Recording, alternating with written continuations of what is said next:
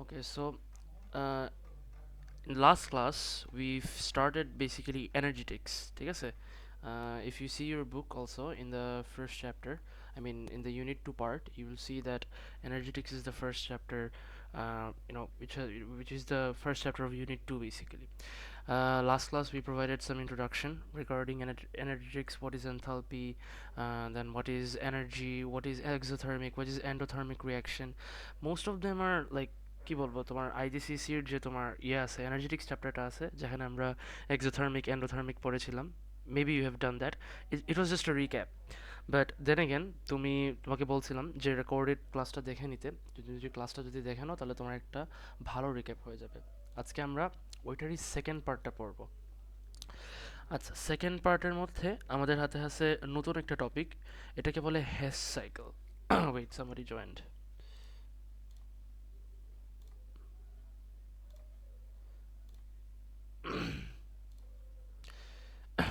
কি রাফসান, হোমওয়ার্ক দিলা না তো? আচ্ছা ঠিক আছে, সমস্যা নেই। কত সময় লাগবে? আচ্ছা ঠিক আছে, ওকে, সমস্যা নেই, ফাইন। তো আমরা সেকেন্ড পার্টটা শুরু করবো আজকে। হ্যাস সাইকেল কিংবা হ্যাস ল, যেটা এনার্জেটিক্সের।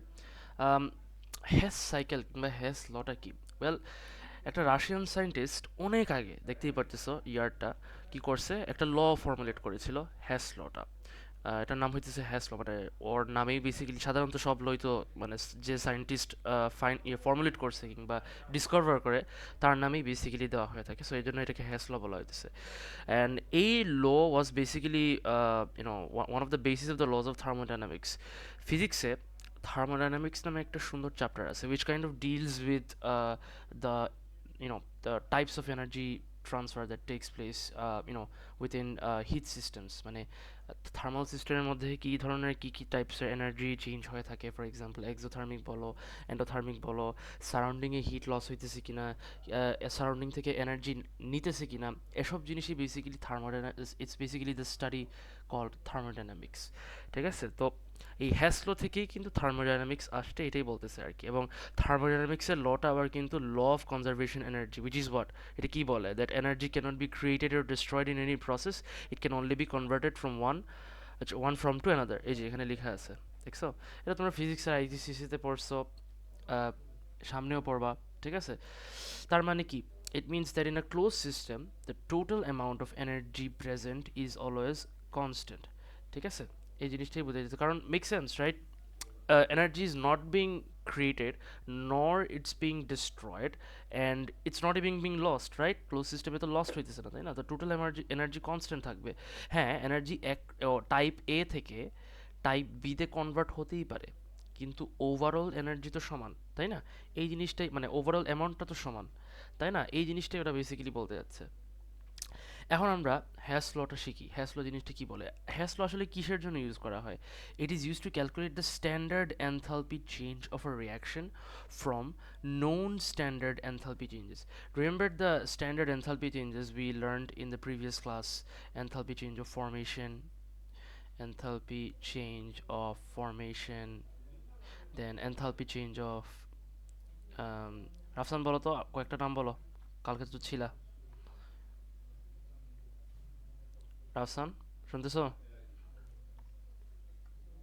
বলো, কয়েকটা নাম বলো এনথালপি চেঞ্জের, কালকে তো ছিলা তুমি। চারটা বলছিলাম না? এনথালপি চেঞ্জ অফ ফরমেশন, তারপর আরেকটা বলো নাম। এনথালপি চেঞ্জ অফ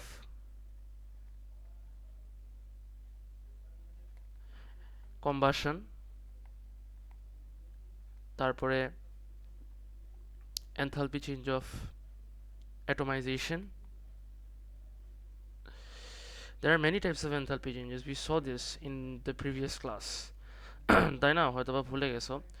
আর ফাতেমা, তুমি রেকর্ডিংটা দেখে নিবা, মেবি অনেক জিনিস বুঝতেছো না, but this things are very much important. এগুলো কি ডেফিনেশন সহ কিন্তু তোমার আগের ক্লাসে দিয়েছিলাম কিংবা বুঝিয়েছিলাম। ঠিক আছে? উইথ রিয়াকশন, সো এটা একটু দেখে নিবা। হয়তো বা তোমার জন্য একটু কষ্ট হতেই পারে, বুঝতে পারতেছো না, বাট বললাম না যে রেকর্ডেড ক্লাসটা না দেখলে বেসিক্সটা ক্লিয়ার থাকবে না, because it's the second part of the chapter which I started, তাই বললাম আর কি। তো এসব জিনিস বার করার জন্য আমরা হ্যাশ ল ইউজ করে থাকি, কিংবা এগুলোকে মানে ক্যালকুলেশনের মাধ্যমে বার করার জন্য আমরা হ্যাশ লটা ইউজ করে থাকি। না, what is the hash law?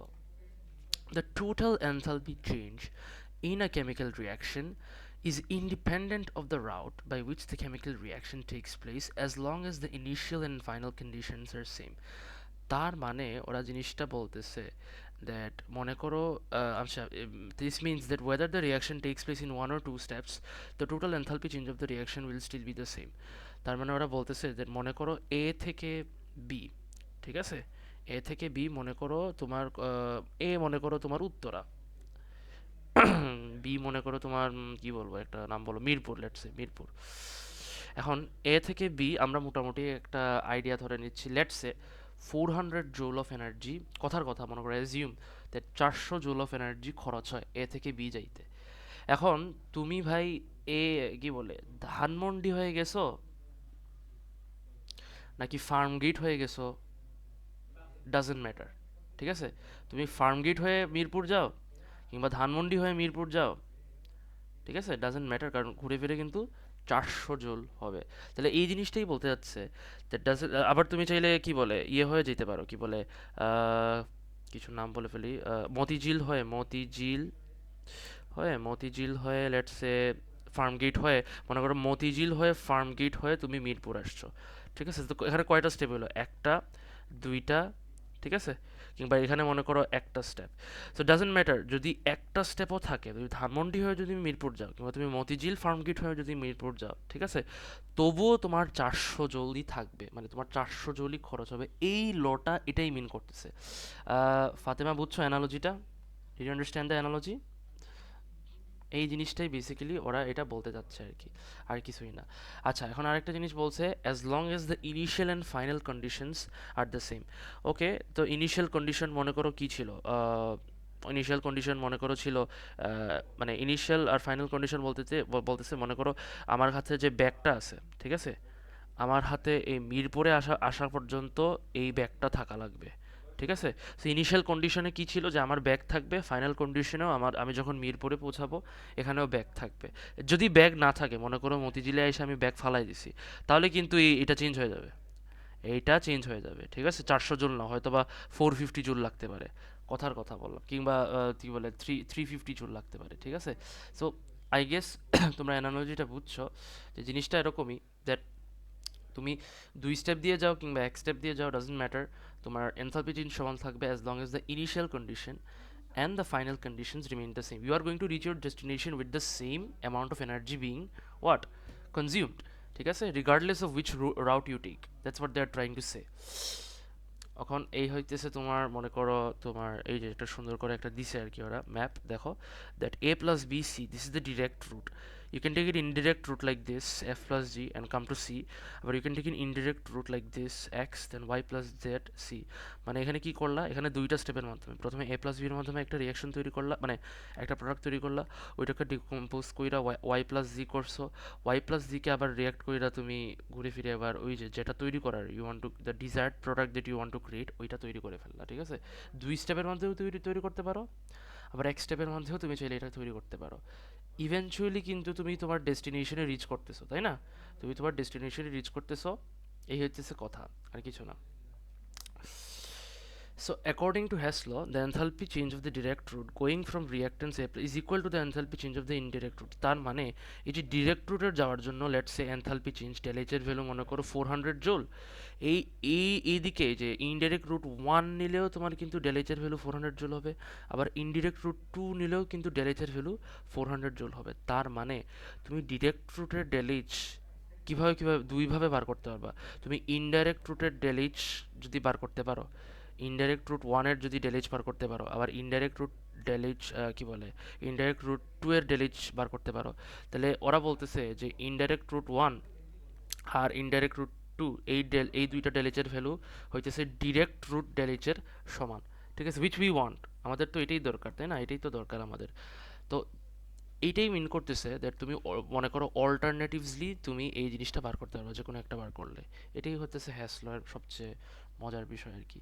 Sometimes তুমি ডিরেক্টলি মেজার নাও করতে পারো, লাইক টেলেজের ভ্যালু যদি তুমি ডিরেক্টলি মেজার করবা, সামটাইমস দেখবা that it is not possible to directly measure the del H value, so that time we will have to take the indirect roots del H value and find the direct root del H value a plus b. এটা একটা ইয়ে দিছে example দেখলে তোমরা আরো বুঝবা. For example, Hess law is used to calculate enthalpy changes which can't be found experimentally using calorimetry. ওকে, এখন এই জিনিসটা গুরুত্বপূর্ণ যে একটু আগে বললাম যে কিছু কিছু এনথালপি চেঞ্জ আছে আমরা ক্যালোরিমেট্রির মাধ্যমে মেজার করতে পারি না. রাফসান, তোমরা সবাই ছিলা, আর ফাতিমা তুমি এটা আগের ক্লাসে দেখে নিও, এটা রেফারেন্সটা দেওয়া আছে ক্যালোরিমেট্রি জিনিসটা কি, খুব সুন্দর করে এক্সপ্লেন করা. ইটস বেসিক্যালি অ্যান ইনস্ট্রুমেন্ট যেটার মাধ্যমে আমরা এনথালপি চেঞ্জ মেজার করে থাকি. Three types of enthalpy change measure করে থাকি. একটা হইতেছে এনথালপি চেঞ্জ অফ কম্বাশন, তারপরে হইতেছে নিউট্রালাইজেশন, তাই না, নিউট্রালাইজেশন, আর একটা হইতেছে তোমার এনথালপি চেঞ্জ অফ সলিউশন. এই তিন ধরনের এনথালপি চেঞ্জ আমরা কিন্তু ক্যালোরিমেট্রি এক্সপেরিমেন্ট কিংবা ক্যালোরিমেট্রি ইনস্ট্রুমেন্টে দিয়ে মেজার করে থাকি. আগের ক্লাসের ভিডিওতে আছে, এটা দেখে নিবা. এখন সমস্যা হইতেছে কিছু কিছু জিনিস আছে, কিছু কিছু এনথালপি চেঞ্জ আছে আমরা ক্যালোরিমেট্রি দিয়ে ডিরেক্টলি এক্সপেরিমেন্টের মাধ্যমে মেজার করতে পারি না. তখন কি করা লাগবে? এই তখন হ্যাস ল কাজে আসবে. ঠিক আছে, এখন ফর এক্সাম্পল এটা দেখো ডেল এইচ এফ, এই যে এটা এটা এফ নিচে কি লেখা, মানে এটা হচ্ছে ফরমেশন. ঠিক আছে, ফরমেশনের যদি ছোট্ট একটা মানে ইয়ে দিই, মানে রিক্যাপ দিই, ফরমেশন কি? Enthalpy change which takes place when what? 1 mole of a substance is produced from its standard elements at their standard states under standard conditions. Standard কন্ডিশনসগুলো কিন্তু তোমার আগের ক্লাসে বলছিলাম. স্ট্যান্ডার্ড কন্ডিশনসগুলো কি দেখে নিও. 298 কেলভিন টেম্পারেচার থাকবে এবং তোমার 100 কিলোপ্যাসকেল প্রেশার থাকবে. আর এই হইতেছে 298 কেলভিন 100 কিলোপ্যাসকেল থাকবে. এই তো এই দুইটাই মেইনলি তোমার প্রেশারটা এটা থাকবে আর টেম্পারেচারটা এটা থাকবে আর কি. স্ট্যান্ডার্ড কন্ডিশনে মেনটেন, কেন স্ট্যান্ডার্ড কন্ডিশন মেনটেন করতে হবে? কারণ আমি যদি প্রত্যেকটা এক্সপেরিমেন্ট ভিন্ন ভিন্ন কন্ডিশনে করি, ডিফারেন্ট কন্ডিশনসে করি, দেন অবভিয়াসলি তোমার কি প্রোডাক্ট তো কিংবা তোমার কি বলে সিনারিওটা ডিফারেন্ট হবে, তাই না? এক্সপেরিমেন্টস তুমি যে কেমিস্ট্রিতে যতগুলো এক্সপেরিমেন্ট করবা প্রত্যেকটার কন্ডিশনস কিন্তু ম্যাটার করে, because if the condition changes then তোমার ফুল রাউটটাও চেঞ্জ হয়ে যাবে, কিংবা যেটা তৈরি হওয়ার কথা ওটা তৈরি হবে না, অন্য জিনিস তৈরি হয়ে যাবে. ঠিক আছে, এই জন্য আমরা স্ট্যান্ডার্ড কন্ডিশনস কিছু সেট করে রেখে দিছি যে এগুলা সবসময় আমরা ইয়ে করবো, মানে মেনটেন করবো যখন আমরা এক্সপেরিমেন্টে ক্যারি করবো এনথালপি চেঞ্জের. ঠিক আছে, সো আমি তো বললাম যে when 1 mole of a substance is produced from its standard elements at its standard state. এখানে স্ট্যান্ডার্ড এলিমেন্টস কি? এই কম্পাউন্ডার, এই স্পেসিফিক কম্পাউন্ডার কার্বন আর হাইড্রোজেন. দেখো কার্বন আর হাইড্রোজেন ইয়ে করা হয়েছে আর 1 mole তৈরি করা হয়েছে. লেফট সাইডে 1 mole লাগবে না, এখানে তুমি স্টোকিওমেট্রিক কোএফিসিয়েন্টসগুলো ব্যালেন্স করার জন্য বসাই দিবা. ঠিক আছে, মেইন কথা হচ্ছে রাইট সাইডের প্রোডাক্ট সাইডে কিন্তু এটা 1 mole হইতে হবে. ঠিক আছে, ডেফিনিশনে কিন্তু লেখা আছে, ওটা দেখে নিবা. যাই হোক, এখন সমস্যা হইতেছে যে এইটা আমরা এক্সপেরিমেন্টালি ক্যালোরিমেট্রির মাধ্যমে বার করতে পারবো না. কেন? কারণ হাইড্রোজেন আর কার্বনকে তো আমরা স্ট্যান্ডার্ড কন্ডিশনে এত সহজে রিয়াক্ট করতে পারবো না. এত সহজ, এত তো সহজ না. নাইলে তো তোমার কি বলে স্ট্যান্ডার্ড কন্ডিশন কি 298 কেলভিন মানে কি 25 ডিগ্রি সেলসিয়াস, তাই না? জীবনেও দেখছো তুমি যে হাইড্রোজেন আর কার্বন রুম টেম্পারেচারে রিয়াক্ট করতেছে? না, তাই না? Because it's very tough to react. যদি এটা রিয়াক্ট করতো তাহলে তো ভাইয়া তোমার কি অ্যাটমসফিয়ারে তো আর হাইড্রোজেনই থাকতো না, সবই তো তোমার C3H8 হয়ে যেত. ঠিক আছে, তো এই হলো কথা. তাই এইটা কি করা যেতে পারে, মানে আমাদের এখন কি করা যেতে, তখন আমরা হ্যাশ ল ইউজ করব. এই যে নিচে হ্যাশ ল আছে. মনে করো রিয়াক্ট্যান্টস টু প্রোডাক্টসে যাইতেছি. ঠিক আছে, আমরা যে রিয়াক্ট্যান্ট থেকে প্রোডাক্টে যাইতেছি, এইটা হইতেছে আমাদের কি, এটা হইতেছে আমাদের দাঁড়াও এখানে কি লেখা, এটা হইতেছে আমাদের এনথালপি চেঞ্জ অফ ফরমেশন. ঠিক আছে, এই যে এ রিয়াক্ট্যান্ট টু প্রোডাক্ট আমরা তো ডিরেক্টলি বার করতে পারতেছি না ক্যালোরিমেট্রির মাধ্যমে, তাই না? এক্সপেরিমেন্টের মাধ্যমে আমরা ডিরেক্টলি বার করতে পারতেছি না, বুঝছো তো কেন? তাহলে আমরা কি করবো? We are going to use the indirect routes here. Okay, আমরা ইনডাইরেক্ট রুট, সরি আমি ভুল বলছি, আমাদেরকে এইটা বার করতে হবে, ভুল বলছি. We need to find this one, direct route. Direct রুটটা আমাদেরকে বার করতে হবে, যে আমাদেরকে ডিরেক্ট রুটটা বার করতে হবে, কারণ ডিরেক্ট রুটে কি বলে, দেখো এলিমেন্টস থেকে প্রোডাক্টস তৈরি হইতেছে. ঠিক আছে, এটাকে আমরা কি বলতেছি, আমরা এনথালপি চেঞ্জ অফ ফরমেশন, একটু আগে যেটা আমরা দেখলাম. এখন আমাদেরকে এইটা যদি বার করতে হয় তাহলে আমাদের এইটা জানা লাগবে, এইটা জানা লাগবে. কিভাবে স্যার? মনে করো এই যে এলিমেন্ট থেকে প্রোডাক্টে যেতেছি, ঠিক আছে? আমরা যদি এটাকে যদি আমরা ডেলিচ আর আমরা যদি এটাকে যদি এক্স ধরি আর এটাকে যদি আমরা মনে করো ওয়াই ধরি, ইনডাইরেক্ট ওয়াইকে, আমরা কিন্তু ভেক্টরে জিনিস পড়ছি, মনে আছে যে ভেক্টরে তোমরা হয়তো ম্যাথস বিতে পড়ছো যে এ টু বি যেতে হলে এ ভি ভেক্টর এইটা থাকে, তাই না? এ টু বি যাইতেছে, এখন যদি যদি উল্টা যাইতে চাও তাহলে কি হবে? নেগেটিভ এ বি, তাই না? মানে আমরা it's a vector quantity, vector quantity একটা ডিরেকশন থাকে এবং ডিরেকশনটা আমরা কিভাবে ইয়ে করি, পজিটিভ আর নেগেটিভ সাইন দিয়ে আমরা ইয়ে করে থাকি, মানে কি বলে, এমফেসাইজ করে থাকি। বুঝছো ব্যাপারটা, ইয়েটা? এখন আমি যদি ইয়েটা দেখাই, এখানে যদি এই অ্যানালজিটা যদি এখানে দেখাই, for example, I want to go from elements to products, I want to go from elements to products, how will you do that? Well, তার মানে কি, এই দিকে এই দিকে, তার মানে আমি যদি, আচ্ছা এটাকে মনে করো জেড ধরলাম, তাহলে আমরা যদি জেড বার করতে চাই, জেড ভেক্টর বের করতে চাইলে কি হবে? ওয়াই প্লাস এক্স, ঠিক আছে? এই দুটো অ্যাড করতে হবে, মেক সেন্স, কারণ দেখো এই দিকে এই দিকে। আচ্ছা এখন কথার কথা ভাইয়া, যে মনে করেন তোমাকে যদি বলা হয় যে এইটা মনে করো এখন তোমাকে মনে করো এইটা বার করতে বলছে, কি বার করতে বলছে? Negative Z. এইটা কিভাবে বার করবা? তখন যেটা করবা, তখন মানে কি, প্রোডাক্ট থেকে এলিমেন্টে যাইতে হবে, তাই না? তখন জাস্ট ইয়ে করে দিবা, উল্টাই দিবা, নেগেটিভ এক্স হয়ে যাবে এটা, আর এটা উল্টাই দিবা, এটা তো এদিকে অলরেডি আছে, এটা উল্টাই দিবা, এভাবে নেগেটিভ ওয়াই হয়ে যাবে। তাহলে কত আসবে? Negative x, negative y. So it depends on the arrow sign, always try to remember that, ঠিক আছে? এরো সাইনের উপর ভিত্তিতে তোমাকে মানে ভেক্টরের যে কনসেপ্টটা, এটা এখানে অ্যাপ্লাই করতে হবে। আচ্ছা, এটা হইতেছে মেইনলি তোমার কি বললাম যে ক্যালকুলেশনের জন্য সোজা হয়ে যাবে। যেমন এখানে দেখো, এই যে ইকুয়েশনটা ওরা বানাইছে, del H two is equal to del H one plus del H R, এই যে এই ইকুয়েশনটাই বানাইছে ওরা, দেখছো? ওয়াই প্লাস এক্স, ওই যে এই জিনিসটা এখানে বানাইছে। To find del H two you need to use this formula down here, make sense right? Del H one এদিকে, এরপরে ডেল এইচ আর এইদিকে, ভেক্টরের মেকানিক্স যদি আমরা ইউজ করে থাকি, ওয়াই প্লাস এক্স, ঠিক আছে? যা ভ্যালু আছে এখানে বসাই দিবা, বসাই দিয়ে দিবে, provide you the values, no worries. আমি এক্সাম্পল দেখাবো সামনে, তখন আরো সোজা হয়ে যাবে। এই ইকুয়েশনে বসাই দিবা, তুমি এনথালপি চেঞ্জ অফ ফরমেশন পেয়ে যাবা। And this kind of proves that law of conservation of energy is maintained, which means energy is conserved, ঠিক আছে? এই হলো কথা। এখন তুমি চাইলে এই ইকুয়েশনটাকে বানাইছো, যে এই ইকুয়েশনটাকে তুমি যদি তুমি চাইলে ইয়ে করতে পারো, লাইক কি বলে, পার্টিকুলার কি বলে, ভ্যালুসকে সাবজেক্ট বানায় বার করতে পারো, লাইক ডেল এইচ আর বার করতে বলছে, লেটস সে কথার কথা বললাম, ডেল এইচ আর বার করতে বলছে, ডেল এইচ আরকে সাবজেক্ট বানাবা, ডেল এইচ ওয়ানটা এদিকে নিয়ে যাবা, তো del H two minus del H one হয়ে যাবে, ঠিক আছে? এই হলো কথা। আরেকটা কথা, you do not need to learn the Hess law word for vibe as it is not a syllabus requirement, but you need to understand the principal. এই যে এত কিছু বক বক করলাম, এই যে I talked about the vector mechanics, I talked about how you will change the direction. This is called principle of Hess law. You need to understand this.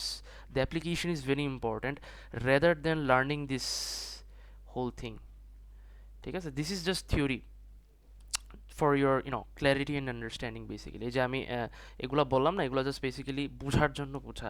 তোমাকে কি বলবে না যে এটা লিখতে, but they will definitely ask you to do the application, specially this one, কারণ এই জিনিসটা খুবই গুরুত্বপূর্ণ। সো আশা করি বুঝবা, না বুঝলে আমাকে বলবা, ঠিক আছে? এখন আসো আমরা একটা ম্যাথ করি, চলো। Calculating del H r from del H f using hash law energy cycles, তোমাকে বেসিক্যালি মনে করো এনথালপি চেঞ্জ অফ ফরমেশন একটা রিয়াকশনের দিয়ে দিছে। So knowing the enthalpy change of formation del HF allows us to determine the enthalpy change of a reaction। তোমাকে del HR বার করতে বলছে। কি কি করবা? প্রথমেই তুমি যেটা করবা সেটা হইতেছে তুমি রিয়াকশনের ইকুয়েশনটা লিখবা, মেইন রিয়াকশনের ইকুয়েশন, which one? ওই যে ফরমেশনের যে ইকুয়েশনটা আছে, তুমি তোমাকে যেটা বলতে বার করতে, ওইটার ইকুয়েশনটা তুমি লিখে নিবা। কিভাবে লিখবা সেটা তো তোমার ফার্স্ট ক্লাসের ফরমেশন কিভাবে লিখতে হয় এটা আমি বলছি, ওটা আবার দেখে নিবা, ঠিক আছে?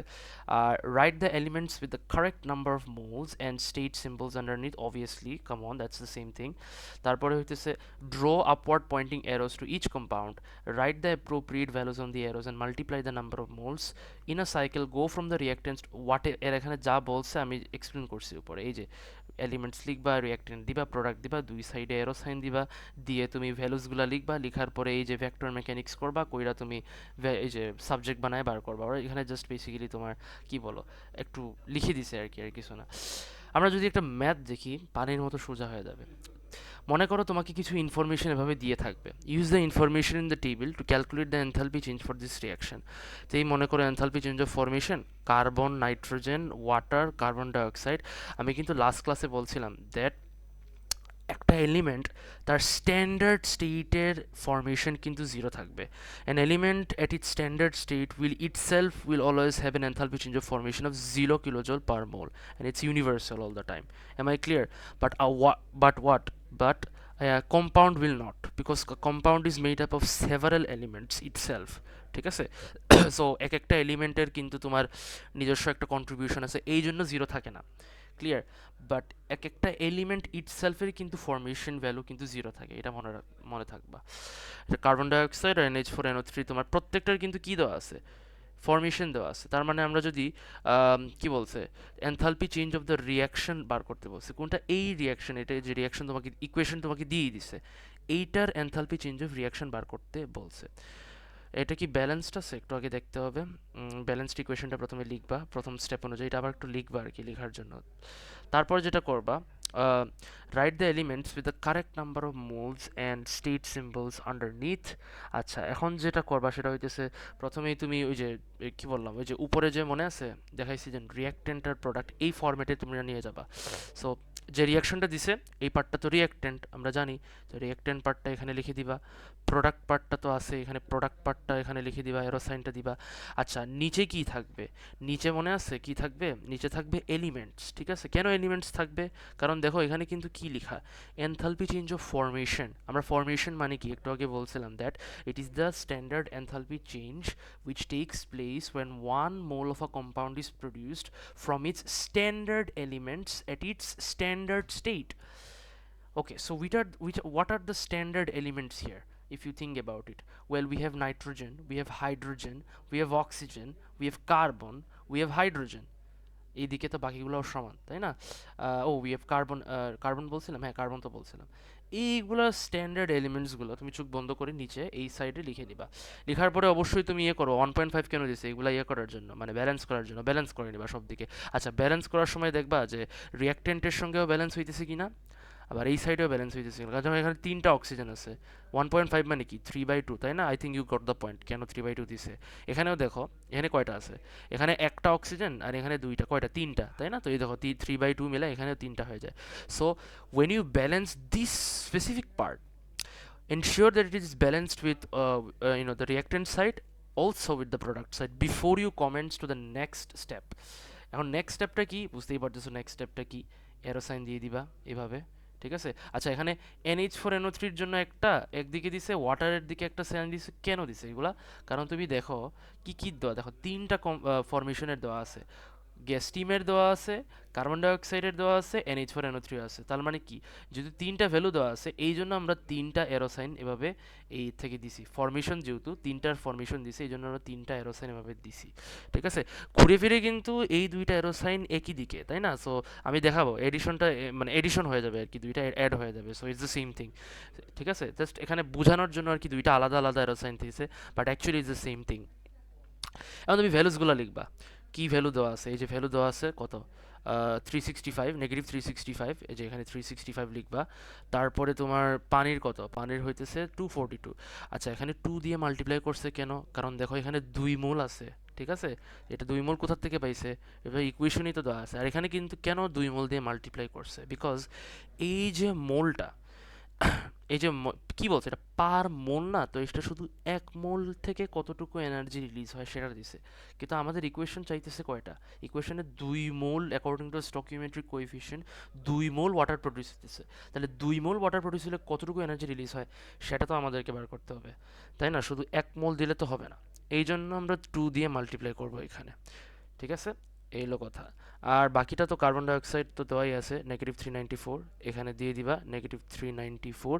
ওরা আচ্ছা এখানে ইয়ে করছে, কি বলে, 0.5 দিয়ে ইয়ে করছে, মাল্টিপ্লাই করছে, বুঝতেই পারতেছো কেন? কারণ এখানে হাফ আছে তাই। একই কথা, এটা এক্স না কিন্তু, এটা মাল্টিপ্লিকেশন সাইন, বারবার বলতেছি, ঠিক আছে? এরপরে করে তোমার -197 পাইছে, -484। এখন তো তোমরা জানো কি করবা, ভেক্টর মেকানিক্স। আচ্ছা, আমাদেরকে যদি বার করতে কি বলছে, এটাই তো বার করতে বলছে, তাই না? আমি যদি এই দিকে যাইতে চাই কি করতে হবে? এদিক থেকে মানে এইভাবেই তো যাইতে হবে, তাই না? তো এইভাবে যদি যাইতে হয় তাহলে এই সাইনটা তো আমাদেরকে চেঞ্জ করতে হবে, তো এই সাইনটা এভাবে চেঞ্জ করব। আর এই দুইটা সাইন তো আমাদের যে ডিজায়ার্ড কি বলে সাইন আছে, মানে ডিজায়ার্ড পাথ আছে ওই দিকেই আছে, সো এটা চেঞ্জ করা লাগবে না। ঠিক আছে, তো এই সাইনটা যদি চেঞ্জ হয় তো এর ভ্যালুটা কিন্তু মানে কি সাইনটা চেঞ্জ হয়ে যাবে, কি হয়ে যাবে, +365 হয়ে যাবে। তাহলে আমাদের যদি ডেল এইচ আর কি হবে, তাহলে del H r will be equal to +365। আর এগুলো তো জাস্ট হবে আছে এইভাবে দিয়ে দিবা 484 মাইনাস 197, যা আসে ওইটা আনসার। ঠিক আছে, কত আসে ওখানে নিচে দেখা আছে, এই জায়গা দেখো। ফাতিমা বুঝছো? রাফসান, ওকে। তো এই হইতেছে কথা। এভাবে বেসিক্যালি তোমাকে হ্যাশ লটা আশা করি খুবই গুরুত্বপূর্ণ, it's a core part of energetics chapter. যদি না বুঝো আবার বলবা, because this is very much important. এভাবেই তোমাকে ম্যাথটা করতে হবে, ক্লিয়ার? তো আমার রিকমেন্ডেশন থাকবে এই আমি তো হোমওয়ার্ক দিব, হোমওয়ার্কে মনে করো অনেকগুলো ম্যাথ থাকবে, ওগুলো প্র্যাকটিস করবা, প্র্যাকটিস করলেই তোমার বেসিক্যালি হ্যাসলো হাতে চলে আসবে। কারণ ম্যাথ কিন্তু যেভাবে দেখাইছি হুবহু এরকম কোয়েশ্চেন পেপারে আসবে, তোমাকে ইনফরমেশন দেওয়া থাকবে, এভাবে করা লাগবে। ঠিক আছে, এলো কথা। There is no need to draw arrows from the elements to carbon and nitrogen because yeah, you get the point. ঠিক আছে, যেগুলোতে জিরো, কারণ দেখো এগুলো তো তোমার এলিমেন্টাল স্টেটই আছে, তাই না? এদের তো জিরো, তো এর আলাদা করে ইয়ে করা লাগবে না। ঠিক আছে, এই হলো কথা। আচ্ছা, এখন আসো তোমার calculating enthalpy change of formation from enthalpy change of combustion. আগে কি ছিল, আগে তোমাকে এনথালপি চেঞ্জ অফ ফরমেশন দিয়ে তোমাকে কয়েকটা সিনারিও মনে রাখতে হবে। এখানে দেখো, এখানে কিন্তু এনথালপি চেঞ্জ অফ ফরমেশন বার করছো, sorry enthalpy change of reaction বার করছো from given enthalpy change of formation values. This time you will have to calculate enthalpy change of formation values from given enthalpy change of combustion values। এখানে C লেখা আছে মানে combustion। ঠিক আছে, same case, মানে you have to do the whole thing again, but this time the values provided are different.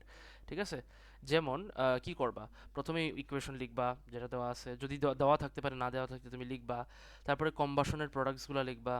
তারপরে downward draw downward pointing arrows from each substance to its combustion products. ঠিক আছে, write the values and then you do the math basically. ঠিক আছে, যেমন নিচে দেখো, এবার কিন্তু দেখো তোমাকে কম্বাসনের ভ্যালুজ দিছে, ফরমেশনের ভ্যালুজ না। কম্বাসন কি জানি, ফাতেমা বলো তো, what is combustion? You know this, IGCSE তে পড়ছো। হুম হুম, exactly, reacting with oxygen to produce carbon dioxide and or sometimes water. ঠিক আছে, so that's what combustion is. Combustion is always exothermic, always remember that. Why? Because heat energy is released to the surrounding, right? So এই জন্য এটা negative থাকে সবসময়, দেখতেই পারতেছো এখানে। এখন প্রথমে কি করবা, প্রথমে তুমি এটা যদি ব্যালেন্স না থাকে, ব্যালেন্সড রিয়াকশনটা লিখবা যেটা দেওয়া আছে, যেটা এনথালপি চেঞ্জ তোমাকে বার করতে বলছে। এই যে এটা হচ্ছে এনথালপি চেঞ্জ অফ ফরমেশন, এটার বার করতে বলছে। ঠিক আছে, তো তুমি এটা লিখবা। লেখার পরে তুমি ওই কি বলে, ওই ইয়েতে চলে যাবা, ওই ফরম্যাটে চলে যাবা। You are going to write the reactants here, you are going to write the products there, and then you are going to write the combustion products instead. আগে কিন্তু কি ছিল, আগে দেখো ফরমেশনের ক্ষেত্রে কিন্তু তোমার কি ছিল, you wrote the standard elements. Okay, you wrote the standard elements here, like এক একটা রিয়াক্টেন্ট এবং একটা প্রোডাক্ট কী কী এলিমেন্ট দিয়ে তৈরি, তুমি প্রত্যেকটার স্ট্যান্ডার্ড এলিমেন্ট এখানে লিখছো ব্যালেন্স স্টেটে। ঠিক আছে, এবার কি করবা, যেহেতু কম্বাসন দেওয়া আছে, you will write the combustion products directly, which you know, which is always what, carbon dioxide and water. That's a universal truth. তারপরে কি করবা, এরো সাইন দিবা। এরো সাইনটা কিন্তু এবার ডাউনওয়ার্ডস হবে, কারণ মেক সেন্স, রাইট? চিন্তা করে দেখো তো, এখানে কার্বন, ওয়াটার আর কি, সরি হাইড্রোজেন আর কি, প্রোপাননের দেওয়া আছে, তাই না? কম্বাসন হয়ে যাইতেছে, তাই না? তো এখানে দেখো কি হইতেছে, কম্বাসন হয়েই তো কার্বন ডাইঅক্সাইড আর ওয়াটার মানে তিনটা তৈরি করবে। ব্যাপারটা বুঝছো কি বলছি? সো এই জন্য এরোসাইনটা নিচে হবে, তিনটা এরোসাইনটা। এখন তুমি ভ্যালুসগুলো বসায় দাও, ভ্যালুসগুলো বসাও। কার্বনের 394 ছিল, 3 দিয়ে মাল্টিপ্লাই করবে, বুঝতে পারতেছো কেন? 3 দিয়ে 286 মাল্টিপ্লাই করবে, বুঝতে পারতেছো কেন? এটা তো কিছু মাল্টিপ্লাই করতে হবে না, কারণ এখানে এক মোল আছে, তাই এটা এভাবে আছে। ঠিক আছে, এই ভ্যালুসগুলো এভাবে ইয়ে করার পরে তুমি আগে ভ্যালুসগুলো লিখে নিবা। আচ্ছা, এখন আসো আমরা মানে কি বলে ভেক্টর মেকানিক্স করি। আমাদেরকে বার করতে হবে কি, এইটা তাই না? এই সাইডে বার করতে হবে, তার মানে কি এইভাবে অলরেডি এই দুইটা সাইন একই মানে আমাদের ফেভার্ড ডিরেকশনে আছে, we don't have to change it. কি চেঞ্জ করতে হবে? শুধু এইটা চেঞ্জ করতে হবে, তাই না? তো -181 কি হয়ে যাবে? +1821। ওকে, তাহলে ঘুরে ফিরে কি হবে? 1182। তোমাকে যদি ডেল এফ বার করতে বলে তাহলে কি হবে? -1182 -858 +1821, যা আছে ওইটা আনসার। এটা কি নিচে আছে নাকি? হ্যাঁ, এই দেখো, দেখছো? ব্যাপারটা clear everyone? Okay, I hope you understood the vector part, কারণ এই জিনিসটা গুরুত্বপূর্ণ। অনেকজন আর কি মনে করে প্লাস মাইনাসটা বুঝে না, প্লাস মাইনাসটা বুঝলেই মনে করো পানির মতো সোজা হয়ে যায় পুরো জিনিসটা। ঠিক আছে, ভেরি ইজি। তারপরে আসে ট্রিক্স। আর এই যে এই জিনিসটা গুরুত্বপূর্ণ, আরেকটা যেটা মানে মানুষ মিস্টেক করে, the number of atoms for each element is balanced when drawing your cycle. If your elements are not balanced, I repeat, if your reactions are not balanced, then you won't be able to do this type of calculations. And if you don't do this type of calculations, your eventual answer will be wrong, your final answer will be wrong, and you won't get the correct marks. So I'm telling you to balance the equations whenever you write them out. ঠিক আছে? ওকে, with this আমাদের hash ল শেষ। এই দুইটা scenario আছে তোমাদের hash কি বলে এএস লেভেলে। একটা হইতেছে তোমার মনে করো কম্বাসন দিয়ে থাকবে, ফরমেশন বার করতে হবে। আরেকটা কি বলছে? ফরমেশন দেওয়া থাকবে, রিয়াকশন বার করতে হবে। ঠিক আছে, এই দুইটা সিনারিও মনে রাখবা। উইথ দিস আমাদের হ্যাশ ল মোটামুটি শেষ। আমরা এখন বন্ড এনথালপিতে যাই। বন্ড এনথালপি জিনিসটা কি?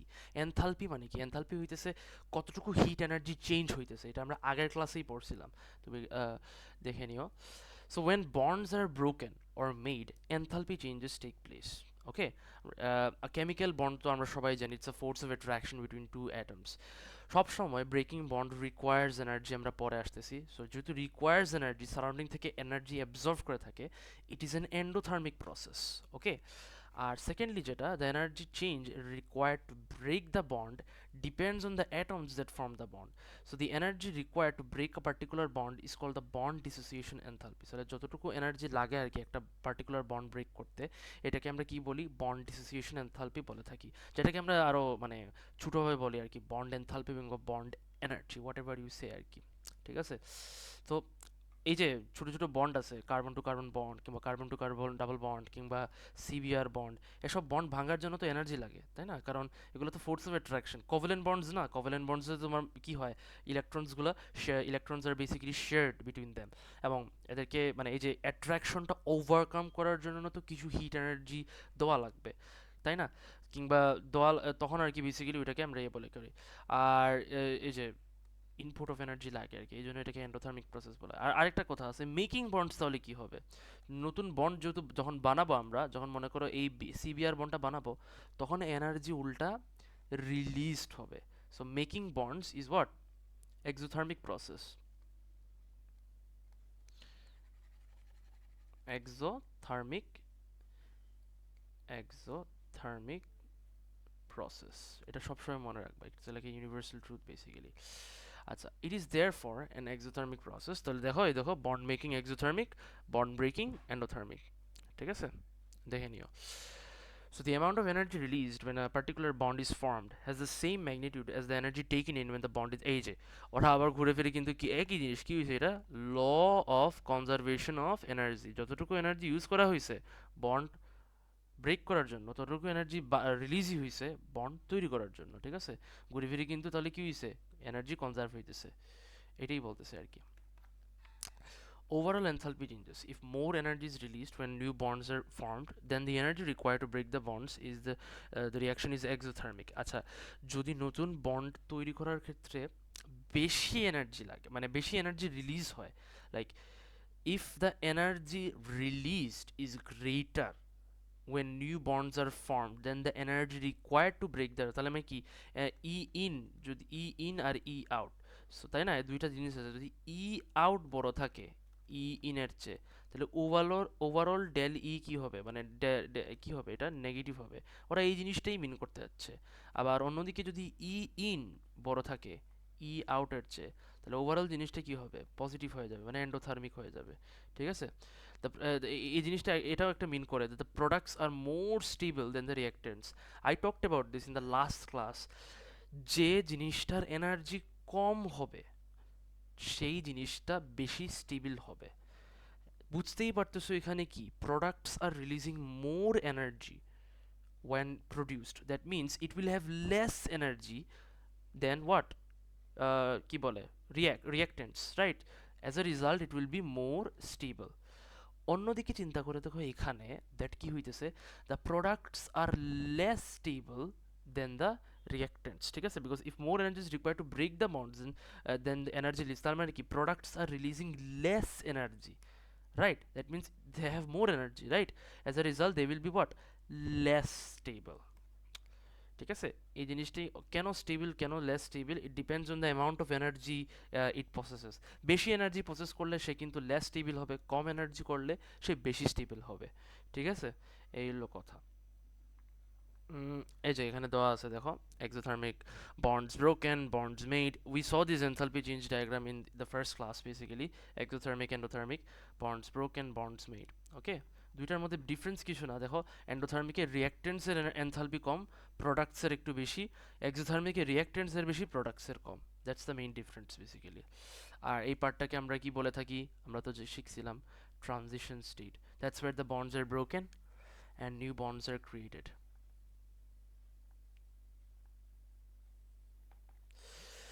ওকে, বন্ড এনার্জি যেহেতু বুঝছো basic, what is average bond energy, what do you mean by average, basically অনেকগুলো বন্ড এনার্জির মিন বার করা, এটাকেই বেসিক্যালি এভারেজ বলা হয়, তাই না?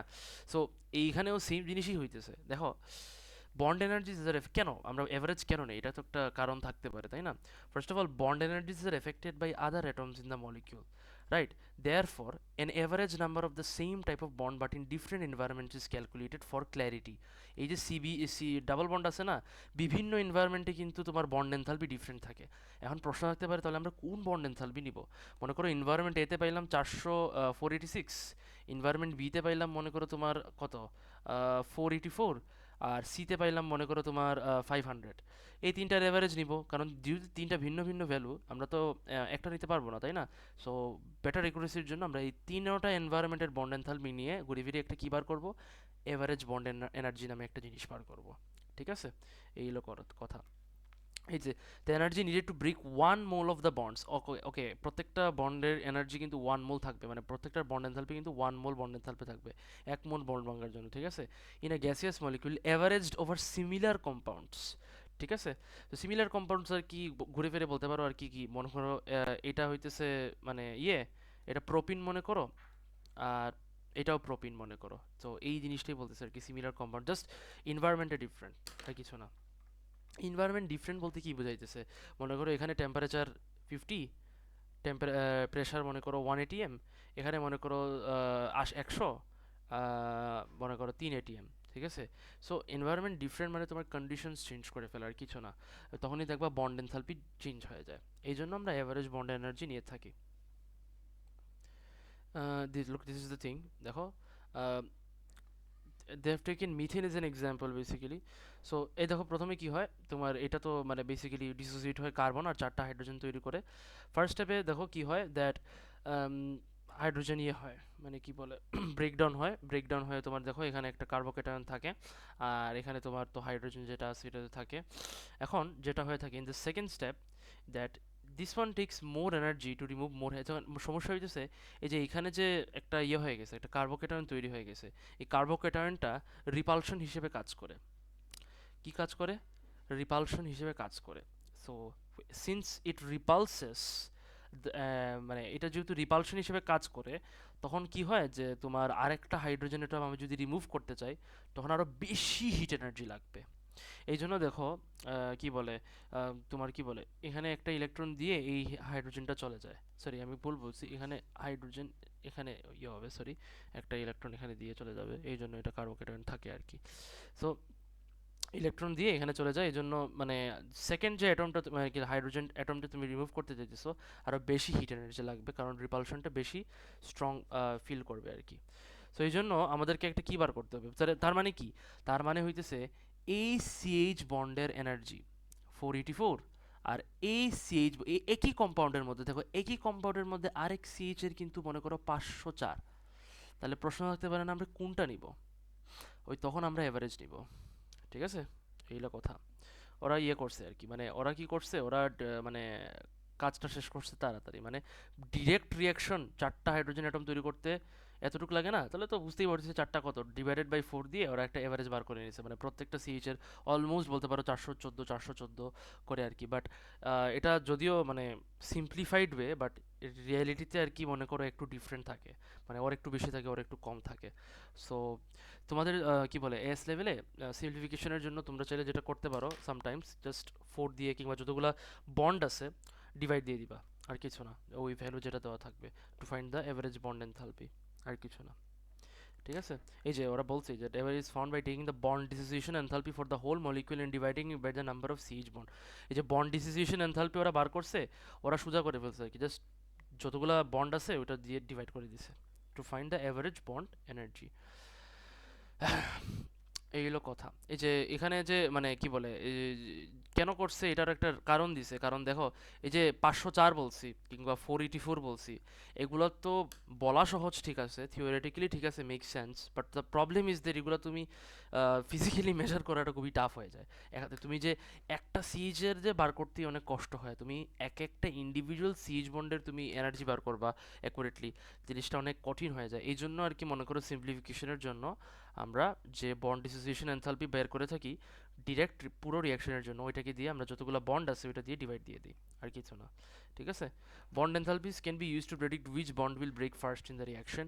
Bonds with high bond enthalpy value require more energy to break. তাহলে বুঝতেই পারছো যাদের এনার্জি বেশি তারা আরও তাড়াতাড়ি না মানে ফাতেমা বলো তো, will it take more time to break them or less time to break them considering they have more energy? Yes, no, no, no, no, more time because think about it. They have high bond enthalpy, right? আরো বেশিটা সময় লাগবে না? More time won't it take? So bonds with high bond enthalpies will always require more energy. So obviously আরো বেশি সময় লাগবে এদেরকে ব্রেক করার জন্য। ঠিক আছে? Reactions involving this type of bonds often require heat and or the use of catalyst. ঠিক আছে? কারণ কেন বলো তো? কারণ ক্যাটালিস্টে কি করে? Lowers activation energy. Lowers activation energy. What is activation energy? It's the minimum amount of energy required to initiate a reaction. I have told this in the first lecture, I mean in the first video class, so check that out. আহ, তো এটা তো কী করে, যেহেতু এত বেশি hit energy লাগে cost বেড়ে যায়, তাই না? ক্যাটালিস্টটা যদি আমরা লাগাই দিই তাহলে অ্যাক্টিভেশন এনার্জি কমে যাবে, তো কস্টটাও কমবে, এই জন্য ক্যাটালিস্টটা ইউজ করা হয়ে থাকে। Bonds with low bond enthalpy values require less energy to break them. So obviously less time, তাড়াতাড়ি হবে ওটাকে ব্রেক করব। ঠিক আছে, and reactions involving this type of bonds are more likely to happen at room temperature, কারণ less heat energy যেহেতু লাগবে তাহলে রুম টেম্পারেচারেই তাদের কাজ হয়ে যাবে, ব্রেকডাউন হয়ে যাবে। এদের কিন্তু আবার রুম টেম্পারেচারে হয় না, অনেক হাই টেম্পারেচার লাগে, এই জন্য আমরা ক্যাটালিস্ট দিয়ে ওটাকে একটু কমানোর চেষ্টা করি আর কি। তো আই গেস ওই হোপ ইউ আন্ডারস্টুড, এই হলো কথা। বন্ড ক্যালকুলেশনসের ক্ষেত্রে আচ্ছা আরেকটা কথা হচ্ছে bond energies are use to find the del H r of a reaction when this cannot be done experimentally. একটু আগে আমরা দেখলাম কিভাবে হ্যাসলো, ঠিক আছে, হ্যাসলোর মাধ্যমে আমরা এটা বার করছি আর কি। আচ্ছা এখানে একটা ওয়ার্কড এক্সাম্পল যদি দেখি তাহলে আমাদের জন্য আরও সোজা হয়ে যাবে অ্যাকচুয়ালি, যে বন্ড এনার্জিস নিয়ে কী কী আসে কোয়েশ্চেন পেপারে। তোমাকে বলছে একটা ইয়ে দিছে, এই দেখো একটা টেবিল দিয়ে দিছে, প্রত্যেকটা বন্ডের তোমার এভারেজ বন্ড এনার্জি দিয়ে দিছে টেবিলের মধ্যে, দেখতেই পারতেছো। Question is that what, calculate the enthalpy change of reaction, তার মানে কি ডেল এইচ আর বার করো for the Haber process. What is the Haber process, sir? Haber process is the process in which it's the industrial process in which ammonia is produced in the presence of nitrogen and hydrogen. ওকে, আর catalyst হিসেবে nickel use করা হয়, nickel কিংবা platinum যে কোনো একটা। It's the industrial process in which ammonia is produce, এই জন্য এটাকে হ্যাবার প্রসেস বলা হয়। এখন তুমি কি বার করবা, বার করতে কি বলছে, এনথালপি চেঞ্জ অফ রিয়াকশন, তার মানে কি ডেল এইচ আর বার করতে হলে কি করতে হবে, ই ইন মাইনাস ই আউট, তাই না? তাহলে ই ইন কি হবে, বন্ডস ব্রোকেন, তাই না? তো বন্ডস ব্রোকেন বার করে দাও এখানে তুমি, যে এটা তো হয়তো আইজিসিসিতে পড়ছো, দেখো এখানে নাইট্রোজেনকে তুমি যদি বন্ড আকারে লিখো তাহলে এটা থাকে, হাইড্রোজেন আকারে লিখে 3 এইচ আর এটার তো 6 NH। এখন তুমি কি করবা, জাস্ট ভ্যালুসগুলো বার করে নিবা টোটাল ই ইন। তো একটা নাইট্রোজেন অ্যাটম বা যদি মানে এটা ভাঙতে কত লাগে, যদি 1 মোল আছে তাহলে 1 টাইমস দিয়ে এখানে যা ভ্যালুটা আছে কত 945, ওটা দিয়ে মাল্টিপ্লাই করে এতটুকুই লাগে বেসিক্যালি। আবার 3 মোল অফ হাইড্রোজেন ভাঙতে কত লাগে? 3 টাইমস 436, 436 উপরে দেওয়া আছে, ওটা করে 1308, এটা বের করে নিবা, and then you're gonna add them up to get the total bonds broken. Same case for bonds, E out, you do it 6 times NH, দেখো 6 times 391 এখানে ওটা দিছে, and then you get the point. কি করা লাগবে? এই দুইটা কি করবা? সাবট্রাক্ট করবা, কিংবা যেটা আছে ওইভাবে বসায় সাইন অনুযায়ী বসায় বের করে দিবা, that's the enthalpy change of reaction. ঠিক আছে, ইটস নাথিং, মানে কি বলে, আচ্ছা সাইনটাই কিন্তু বুঝাবে যে what type of reaction it is. ঠিক আছে, যেহেতু নেগেটিভ পাইছো, এটা কিন্তু কি এক্সোথার্মিক। ঠিক আছে, ক্যালকুলেশন থেকেই তোমার সাইনটা আসবে, so you don't have to worry about that. আর একটা ম্যাথ দেখো, সেম জিনিস দিছে, what is the enthalpy change of combustion বলছে। This time they told you to find the enthalpy change of combustion. Same process basically, দেখো same process. তুমি প্রথমেই কি করবা, এই রিয়াকশনের কি বলে বন্ড ফর্মে লিখবা, ফুল রিয়াকশনটা বন্ড ফর্মে লিখবা। দেখো ওরা ফুল রিয়াকশনটা বন্ড ফর্মে লিখছে, ইথাইন ড্র করছে এইভাবে। আচ্ছা ইথাইন কিন্তু একটা মানে কি একটা হোমোলোগাস সিরিজ। ইউনিট ওয়ানে I guess, I am not sure whether you have seen or not, it's the alkyne homologous series basically. Alkyne সিরিজগুলো কি, alkyne homologous series is the series which has the functional group triple bond carbon. ঠিক আছে, অ্যালকিনের আমরা যেভাবে জানি কি carbon to carbon double bond, আর অ্যালকিনের কি থাকে তোমার carbon to carbon single bond. So অ্যালকাইনও আরেকটা homologous series, maybe I am not sure, it's maybe I think it's not in the book, but এটা মনে রাখবা। সো ওটা দিছে এখানে, ইথাইন দিছে, অ্যান্ড দেন ইউ রাইট, এটা রিয়াকশনটা লিখবা যেটা বলছে, দেন তো বুঝতেই পারতেছো কী করবা, যে ভ্যালুসগুলো দেওয়া আছে ওইটা দিয়ে তুমি বন্ডস ব্রোকেন ইয়ে করবা, অ্যাড করবা, bonds formed বার করবা, and then you just find the del HR value like this, এখানে বসায় -1230 আসে, এই হলো কথা। The key to success in bond enthalpy calculation is to be very careful when accounting for every bond present. জিনিসটা খুবই গুরুত্বপূর্ণ। তুমি যে রিয়াকশনটা লিখবা, প্রত্যেকটা রিয়াকশনের মধ্যে কিন্তু যেগুলো বন্ড আছে, প্রত্যেকটা বন্ড যেন তুমি লিখো। ঠিক আছে, কারণ তুমি যদি বন্ড দেখো, দেখো এখানে কয়টা আছে বন্ড, এখানে ওএইচ বন্ড কয়টা, দুইটা OH bond, I repeat there are two OH bond. এখানে সিও বন্ড কয়টা, দুইটা, কি সি ডাবল বন্ড আছে। ঠিক আছে, তার মানে কি 2 টাইমস 804, কি হবে 2 টাইমস 804, আবার এখানে কয় মোল আছে, 2 মোল আছে, আবার 2 দিয়ে মাল্টিপ্লাই করতে হবে। এসব জিনিস তোমাকে গুরুত্বপূর্ণভাবে অ্যাওয়্যার থাকতে হবে when you are doing this sort of maths, because even if 1 2 or if one number is missed, then your entire calculation will become what, wrong. Am I clear, Fatima and Rafsan? এই হলো কথা। ঠিক আছে, তো এটা দেখে নিবা, মোটামুটি আমাদের এই চ্যাপ্টারটা শেষ বলতে গেলে। আমি I provided the notes I guess already on the WhatsApp. আমরা নতুন একটা চ্যাপ্টার শুরু করব। 5 মিনিট ওয়েট, আমি আসতেছি। এখানে বেসিক্যালি আজকে যেটা করব, মানে নতুন যেটা পার্ট হইতেছে, ইন্টারমলিকুলার ফোর্সেস ব্যাপারটা কি, হাউ মেনি, এই চ্যাপ্টার বেসিক্যালি মানে জিনিসটা কি, ডেফিনেশনটা বুঝবা। Then how many types of intermolecular forces are there, and what are their properties, how do they basically behave, কোন molecules কিংবা কোন টাইপস অফ কম্পাউন্ডস তুমি পাবা, ওগুলা আর কি বেসিক্যালি হইতেছে অবজেক্টিভস, আর কিছু না। এখন ইন্টারমলিকুলার ফোর্স জিনিসটা কি, দেখো এখানে লিখাই আছে that it's the force within a molecule and are usually covalent bonds. Okay, এটা হচ্ছে যে ইন্ট্রামলিকুলার ফোর্সেস। ঠিক আছে, আমরা সবাই lot of people basically make মানে confusions between intra and inter, but actually it's not the same thing. Intramolecular forces means the bonds. Okay, যে বন্ডসগুলো বলতে পারো তোমার দুইটা কি বলে, দুইটা ভিন্ন ভিন্ন অ্যাটমের মধ্যে হয়ে থাকে। ফর এক্সাম্পল হাইড্রোজেন আর অক্সিজেনের মধ্যে যে এটা এটা এটা কিন্তু ইন্টারমলিকুলার ফোর্স না, it's an intramolecular force. Okay, it's a polar covalent bond, যেটা আমরা কোভ্যালেন্ট বন্ড কি আমরা তো জানি, কোভ্যালেন্ট বন্ড ইউনিট ওয়ানে পড়ছো, it's basically the force of attraction. Tell me, what's it called, Fatema, can you tell me what is covalent bond? You learned this in unit 1, I believe.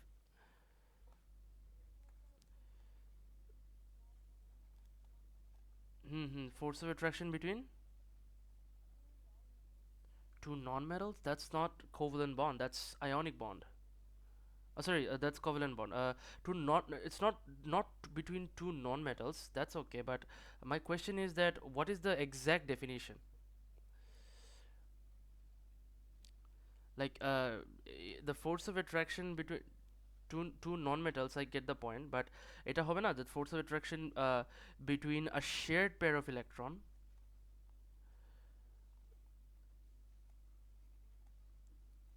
and the nucleus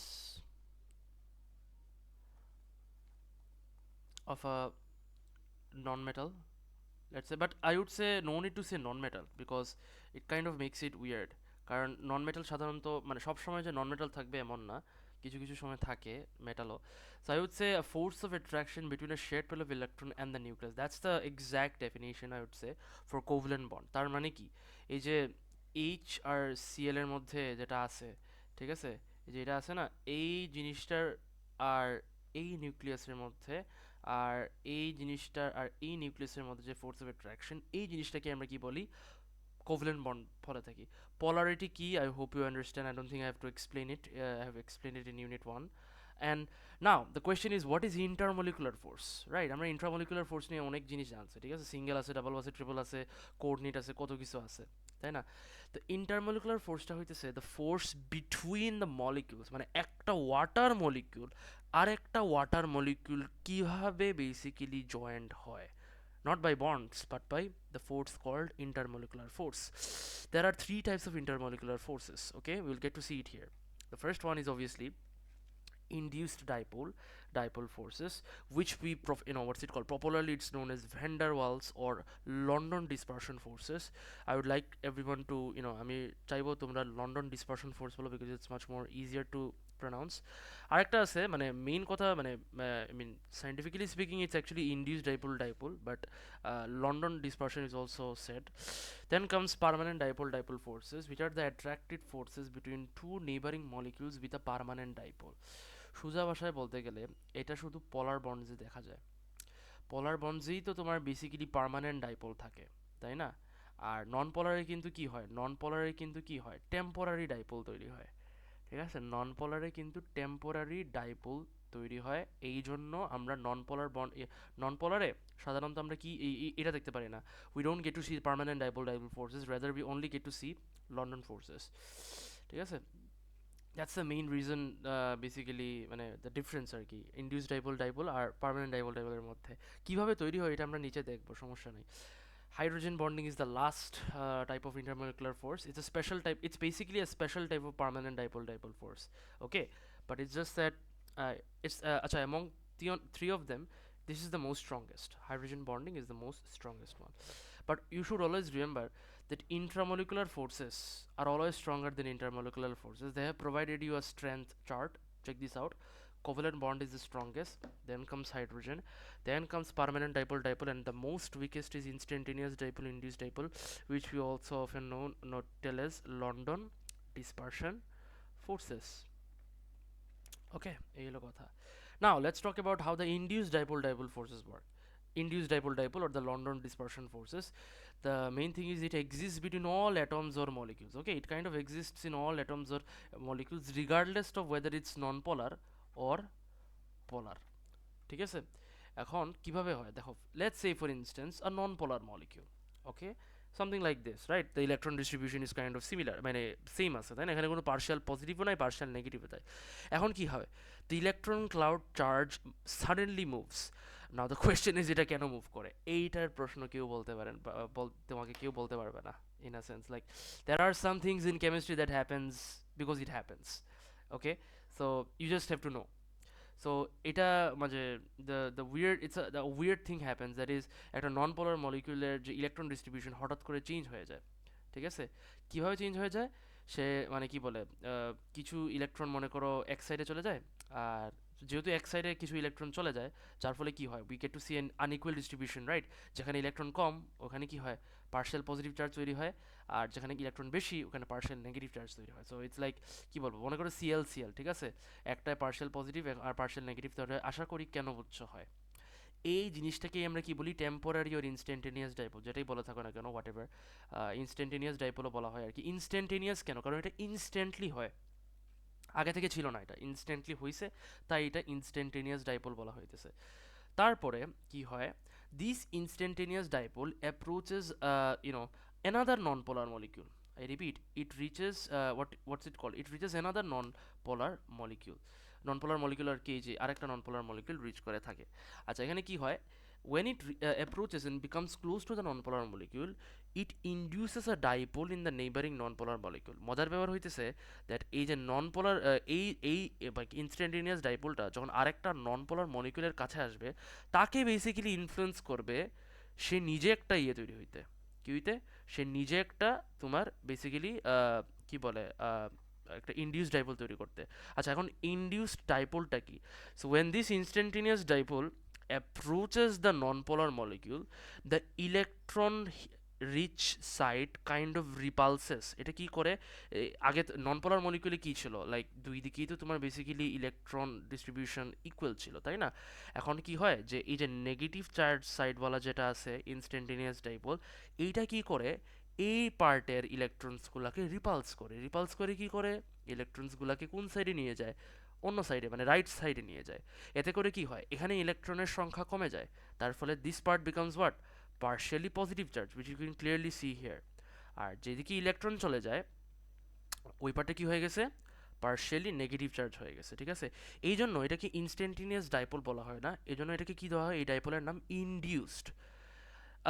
And why it's called induced, because someone else caused him to become like this. That's why it's called induced dipole.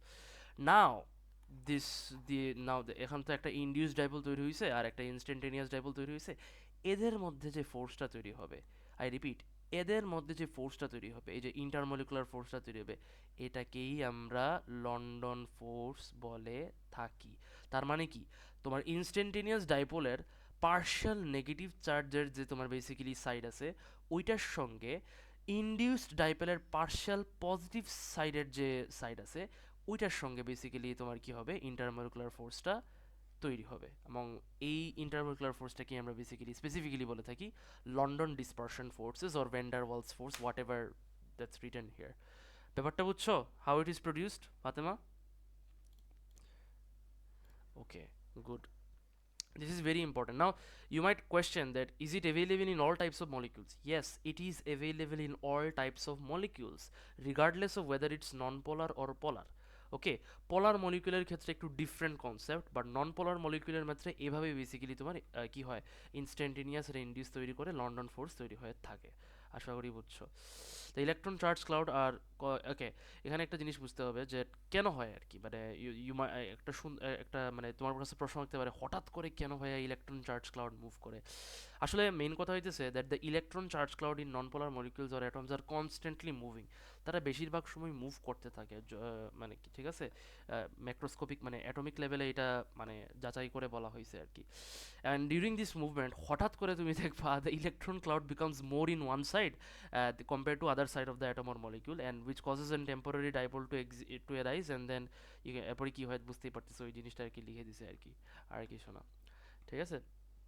এই যে electron cloud যে move করতেছে হঠাৎ করে কেন হইতেছে, মানে এক সাইডে কেন বেশি হয়ে যায় একটা সাইডে কম হয়ে যায়, এইটার প্রশ্ন কিন্তু কেউ বলতে পারবে না তোমাকে, এটা ইট জাস্ট হ্যাপেন্স বেসিক্যালি, ঠিক আছে? এই হলো কথা। এখন আসে তোমার relative strength. For small molecules with the same number of electrons, permanent dipoles are stronger than induced dipoles. আচ্ছা, এখানে একটা গুরুত্বপূর্ণ হচ্ছে, for example butane and propanone, তাদের কিন্তু সমান নাম্বার অফ ইলেকট্রনস আছে, ঠিক আছে? কিন্তু এখানে একটা জিনিস দেখো, butane is a non polar molecule and will have induced dipole, while propanone is a polar molecule and will have permanent dipole forces. This is very much important. See, নন পোলার মলিকুলের ক্ষেত্রে বেশিরভাগ সময় তুমি ইনডিউসড ডাইপোল মানে London dispersion পাবা। আর মানে এটা একটা ঢুকায় নাও আর কি মাথার ভিতরে, যে পোলার মানে পার্মানেন্ট ডাইপোল ফোর্সেস, ঠিক আছে? What is permanent dipole forces? Actually it's the same thing. Permanent dipole একটু আমরা নিচে পরে দেখবো, সমস্যা নাই। It is kind of the same thing, it's like a specialized form of induce dipole and instantaneous dipole, ঠিক আছে? আচ্ছা, এখানে একটা জিনিস মনে রাখতে হবে, ওরা যেটা বলছে দ্যাট প্রোপানন মলিকিউলসের মধ্যে যে ইন্টারমলিকুলার ফোর্স আছে ওইটা ব্রেক করতে আরও বেশি এনার্জি লাগবে। তার মানে এটা তো মেক সেন্স, কারণ তুমি দেখো উপরে আগে থেকেই বলছিলাম দ্যাট পার্মানেন্ট ডাইপোল ফোর্সেসের স্ট্রেংথ বেশি থাকে ইনস্ট্যান্টেনিয়াস ডাইপোল ইনডিউস ডাইপোলের চেয়ে, অবভিয়াসলি হিট এনার্জি বেশি লাগবে ব্রেক করতে, এই জিনিসটাই ওরা বলতেছে। এবং এই জন্য প্রোপাননের বয়লিং পয়েন্টও বেশি বিউটেনের চেয়ে, ঠিক আছে? এই হলো কথা। এই যে 0 degree Celsius, this is 56 degree Celsius, okay, just because it's a polar molecule. Why it's a polar molecule? Because of this, এটা কিন্তু পলার মলিকিউল না। আশা করি তোমরা জানো what is a polar and non polar molecule, you have seen this. আমি তো unit ওয়ানে পড়াইছিলাম। Fatema, I think you are not confuse with which one is the polar and non polar, do you know how to identify?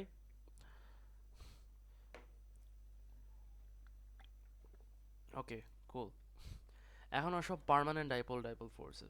It's only applicable for polar molecules. আমি আগে থেকেই মনে রাখো মনের ভিতরে that permanent dipole dipole forces you only get to see in polar molecules.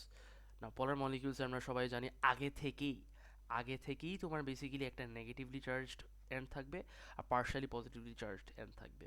ঠিক আছে? So দুইটা পার্মানেন্ট ডাইপোল পলার মলিকিউল কি থাকতে পারে, একটা এক্সাম্পল দাও তো। ফর এক্সাম্পল এইচওএইচ, পানি। মনে করো এইদিকে এইচওএইচ না, আরও কি কি দিতে পারো? আচ্ছা, মনে করো এইচবিআর, এইচবিআর, এইচবিআর। ঠিক আছে? সো এই যে এখানে এইচ বিআর, বিআর এর পার্টটা হইতেছে কি বলে নেগেটিভলি পার্শিয়ালি নেগেটিভ, আর এইচ এরটা হইতেছে পার্শিয়ালি পজিটিভ, তাই না? এই পার্শিয়ালি নেগেটিভ ব্রোমিন অ্যাটমের মধ্যে আর এই পার্শিয়ালি আরেকটা পোলার মলিকিউল অফ এইচ বিআর এর পার্শিয়ালি পজিটিভ চার্জ হাইড্রোজেনের মধ্যে যে ফোর্সটা তৈরি হবে, ইন্টারমলিকুলার ফোর্সটা তৈরি হবে, এটাকে আমরা পার্মানেন্ট ডাইপোল ডাইপোল ফোর্স বলে থাকি। And always remember, you will see the difference between induced and instantaneous. In induced dipole, both of them are non-polar. তাদেরকে পরে ফোর্সফুলি পোলার বানানো হয়েছে। Clear?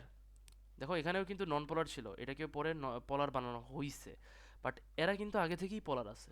Like HBR is all আগে থেকেই পোলার।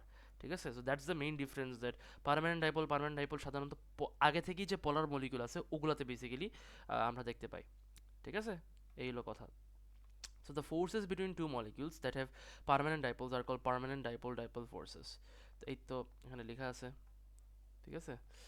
আর দ্য লাস্ট ওয়ান, আমরা 3 নম্বর যে ইন্টারমলিকুলার ফোর্স হাইড্রোজেন বন্ডিং নিয়ে কথা বলেছিলাম, এইটা is the strongest form of intermolecular forces. এগুলোর কিছু জিনিস আছে। প্রথমত হইতেছে, মানে কিছু কন্ডিশন আছে হাইড্রোজেন বন্ডিং তৈরি করার জন্য।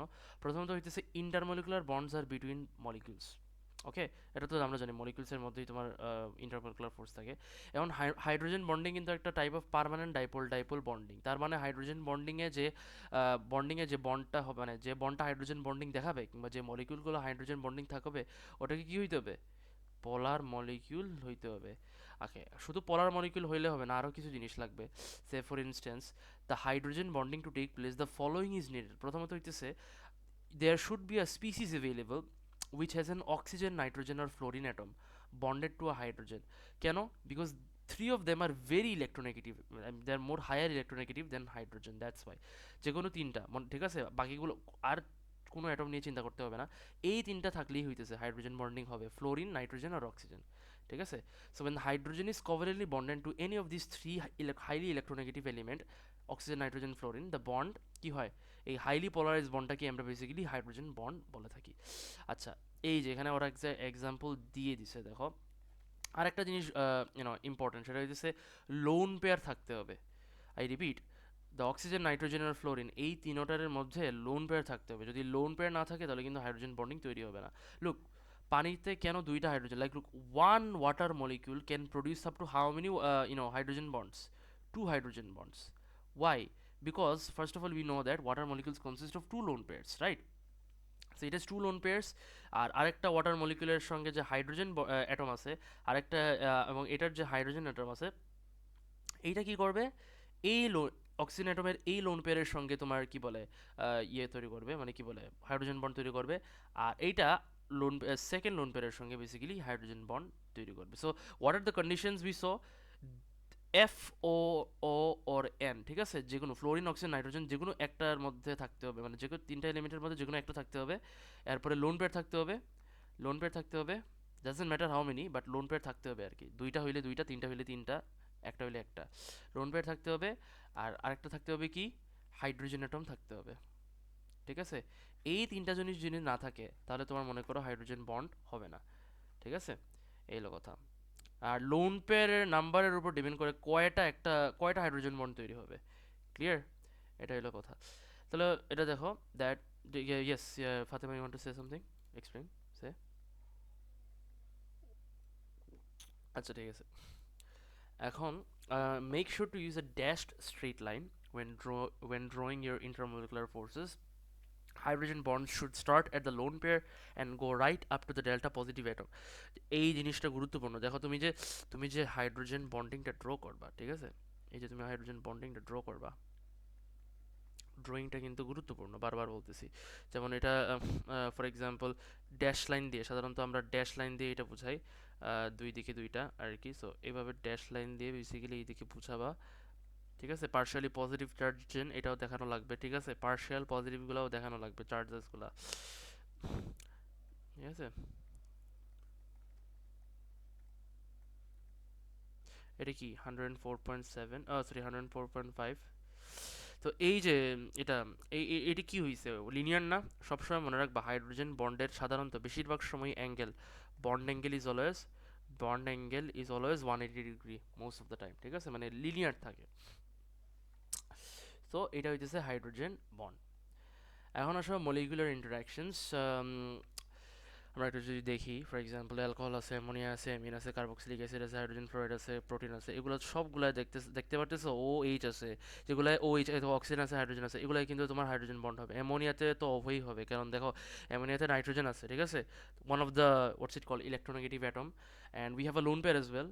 অ্যান্ড আরেকটা অ্যামোনিয়ার তো হাইড্রোজেনও আছে, আরেকটা অ্যামোনিয়ার যে কোনো একটা হাইড্রোজেনের সঙ্গে কি একটা লোন পেয়ারের মাধ্যমে একটা হাইড্রোজেন বন্ড তৈরি করবে। একটা হাইড্রোজেন বন্ড কেন, কারণ বুঝতেই পারতেছো কেন, একটা লোন পেয়ার আছে তাই। আর ওয়াটারে কয়টা, দুইটা, সো দুইটা, ক্লিয়ার। এই হলো কথা। হাইড্রোজেন বন্ডিং, আচ্ছা, properties of water, why they are anomalous, we need to understand. Anomalous মানে কি, মানে রেগুলার যে প্যাটার্ন কিংবা রেগুলার লজিকের সঙ্গে এটা যায় না। Hydrogen bonding in water causes it to have anomalous properties such as high melting and boiling points, high surface tension and high density in liquid than solid. আমরা জানি সলিডসের ডেন্সিটি বেশি হওয়ার কথা লিকুইডসের চেয়ে। For example ice, don't you think ice should have higher density than water? But hey, that's the other way around, ওয়াটারের বেশি density থাকে আইসের চেয়ে। কেন? আমরা এটা শিখব। প্রথমত হইতেছে হাই মেল্টিং আর বয়লিং পয়েন্টের যদি বলি, water has high melting and boiling points due to intermolecular forces of hydrogen bonding between the molecules. ওই ঘুরে ফিরে একটাই, দ্যাট ইন্টারমোলিকুলার ফোর্সের সংখ্যা কিংবা যত বেশি স্ট্রেংথ বাড়বে তত বেশি তোমার এনার্জি বেশি লাগবে ওগুলো ওভারকাম করার জন্য। সো ঘুরে ফিরে কি হইতেছে, বয়লিং পয়েন্ট বাড়তেছে, ঠিক আছে। a lot of energy is therefore required to separate the water molecules and melt or boil them, ঠিক আছে। So the graph below shows compares the enthalpy change of vaporization. What is vaporization? It's the energy required to boil a substance of different height rates. The energy enthalpy change increases going from H2S to H2TE due to the increased number of electrons in the group 16 element. এই দেখো এখানে ওরা বলতেছে পানির দেখো কত, মানে পানির এত ইলেকট্রন কম থাকা সত্ত্বেও, like H2S, H2SC, H2T, like they have like tremendous amount number of number of electrons, but you can clearly see that water still has high. আচ্ছা, এত ইলেকট্রন থাকা সত্ত্বেও তাদের ইয়ে কেন, মানে এনথালপি চেঞ্জ অফ ভেপারাইজেশন কম কেন? Why? Because they don't have what? They don't have hydrogen bonds. That's why. তাদের কি আছে তাহলে, শুধু তাদের সাথে তাদের কাছে শুধু ইয়ে আছে, কি বলে ওটার নাম কি, লন্ডন ডিসপারশন আছে, লন্ডন ডিসপারশন আছে, লন্ডন ডিসপারশন আছে, আরেকটা কি আছে, পিডিপিডি আছে,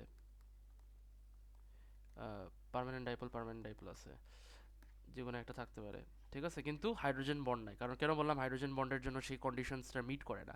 দেখো একটা হাইড্রোজেন বন্ড থাকার কারণে কত এনার্জি হাই তার, মানে এনথালপি চেঞ্জ অফ ভেপারাইজেশন কত হাই, কতটুকু হিট এনার্জি লাগে তাকে বয়েল করার জন্য, এবং the reason why it is 100 degree Celsius boiling point, ঠিক আছে। এই জন্য হইতেছে কথা। So the enthalpy change of vaporization is almost 3 times larger, which is caused by hydrogen bonds, and it's not present in hydrides. ঠিক আছে, এই হচ্ছে মেইন কথা। আচ্ছা, সারফেস টেনশন আরেকটা anomalous property. Water has a high surface tension. What is actually surface tension? The ability of a liquid surface to resist any external forces. Basically it stays unaffected by forces acting on the surface. ঠিক আছে, তার মানে কি, পানির যে ড্রপসগুলো দেখো, পানির কি বলে তোমার টেবিলের মধ্যে পড়ে, তুমি কি দেখছো এই ড্রপগুলো কি হঠাৎ করে চলে যায়? মানে এত সহজে তো বয়েল হয় না কিংবা সহজে তো যায় না, তাই না? এক জায়গায় থাকে, কেন থাকে? Because of surface tension. So the water molecules at the surface of the liquids are bonded to other water molecules through hydrogen bond. এই আচ্ছা, এই যে মনে করি যে একটা ওয়াটার ড্রপলেট তোমার কি বলে টেবিলের মধ্যে আছে, এই ওয়াটার ড্রপলেটটা অনেকগুলো ওয়াটার মলিকিউল দিয়ে তৈরি, তাই না? এক একটা ওয়াটার মলিকিউলের মধ্যে আমরা ওয়াটার মলিকিউলের মাঝখানে কি আছে, হাইড্রোজেন বন্ড আছে, ঠিক আছে। So what do they do is that this molecules pull downwards the surface molecules, causing the surface to become compressed, ঠিক আছে? দেখো তোমার কি হইতেছে, সারফেস মানে সারফেসের পাশে আশেপাশে যেগুলো মলিকিউল আছে এগুলো কি করতেছে, এগুলা বেসিক্যালি তোমার হইতেছে মানে ভিতরের মলিকুলসগুলো হাইড্রোজেন বন্ডের কারণে ইনওয়ার্ড ডিরেকশনে টানতেছে, এতে করে কি হইতেছে, ইটস বিকামিং কম্প্রেসড, মানে আরো শক্তভাবে এক জায়গায় ওরা কি হইতেছে, কনসেন্ট্রেটেড কিংবা ধরে আছে। তুমি এই জন্য দ্য মেইন রিজন হইতেছে মানে সার্ভিস টেনশনটা বেড়ে যায় এবং তাকে তুমি ইজিলি সরাইতে পারবে না সার্ভিস থেকে, টাইটলি সার্ভিসের সঙ্গে তোমার কি থাকে, জট পেতে থাকে, ঠিক আছে? So that's what surface tension means basically. আর ডেনসিটির কথা আমরা একটু আগে বলছিলাম যে আইসের ডেনসিটি কম পানির চেয়ে, ভেরি ওয়েয়ার্ড, তাই না? এটা কেন? আমরা জানি that solids are more denser than liquids, I mean normally speaking, because why? Because solids are more closely packed together than in their liquid state. But in water molecules, they are packed in an open lattice. See, the packing or arrangement in an ice. Water molecules তো ice বানায়, তাই না? So এখানে hydrogen bond আছে, but do you see here there is a lot of space. You can clearly see that এই ল্যাটিসের মধ্যেই দেখো অনেকগুলো স্পেস আছে। আমরা জানি density is equal to what, mass divided by volume. If I consider that the mass is same, the volume is increasing, isn't it? Because see, the space is high, isn't it? Check the lattice স্ট্রাকচারের মধ্যে কিন্তু এক একটা কি বলে molecular মাঝখানে, হ্যাঁ hydrogen bond আছে ঠিক আছে, কিন্তু এদের মাঝখানে দেখো কিন্তু অনেক স্পেস আছে, তো ভলিউম বেড়ে যাচ্ছে, তোমার ইন আ সেন্স কি হয়ে যাবে, ডেনসিটি কমে যাবে। কেন? কারণ মাস যদি if the mass remain same, তাহলে ডেনসিটি কি হবে, একটা ইনভার্স প্রপোর্শনাল রিলেশনশিপ হবে, তাই না? ফাতেমা বুঝছো কেন তোমার আইসের ডেনসিটি কম? সো এই হইতেছে মেনলি কথা, that ice has a lower density than liquid water by about 9%, approximately একটা তোমার ভ্যালু দিয়ে দিছে। আমরা এখন নেক্সটে চলে যাই। The HOH bond angle in water is 104.5, but in ice this increases to closer to the undistorted tetrahedral bond angle of 109.5.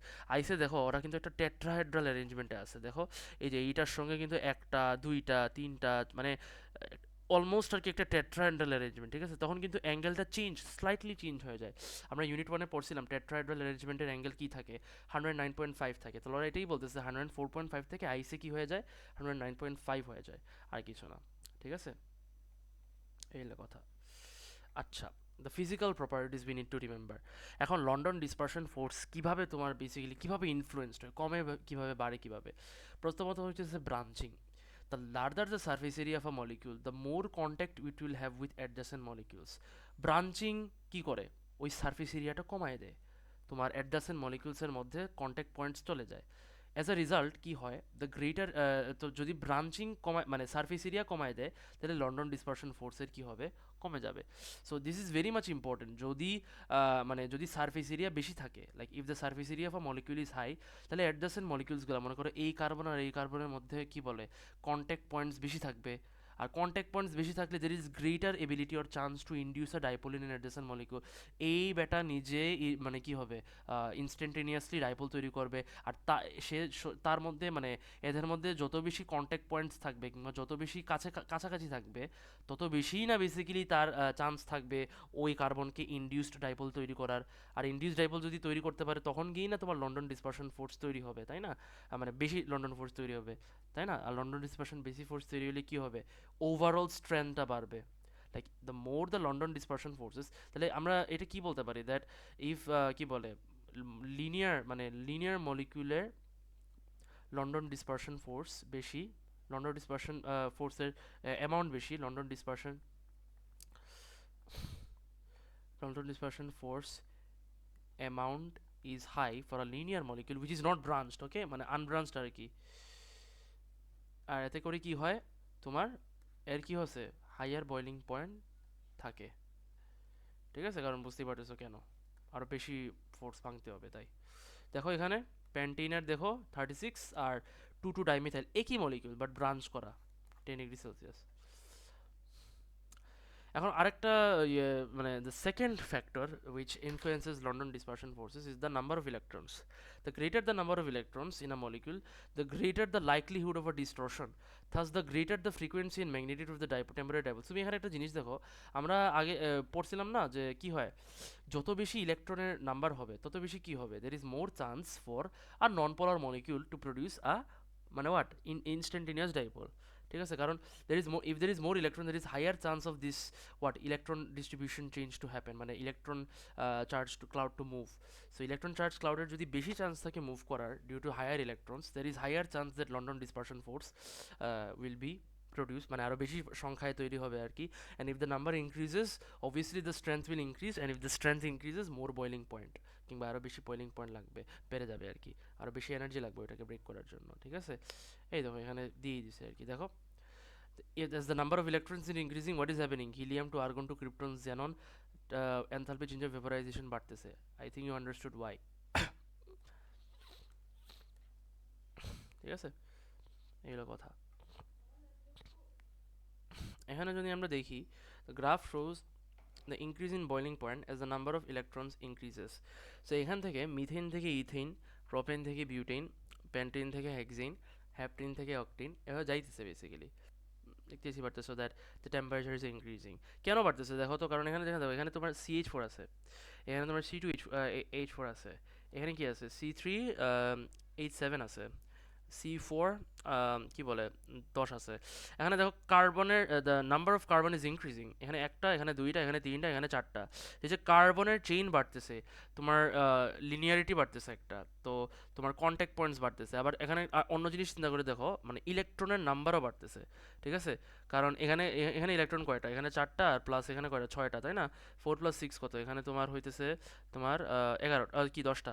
এখানে কয়টা, এখানে তোমার 12 কি বলে 6 × 2 12, 12 + 4 কত 16, তাই না?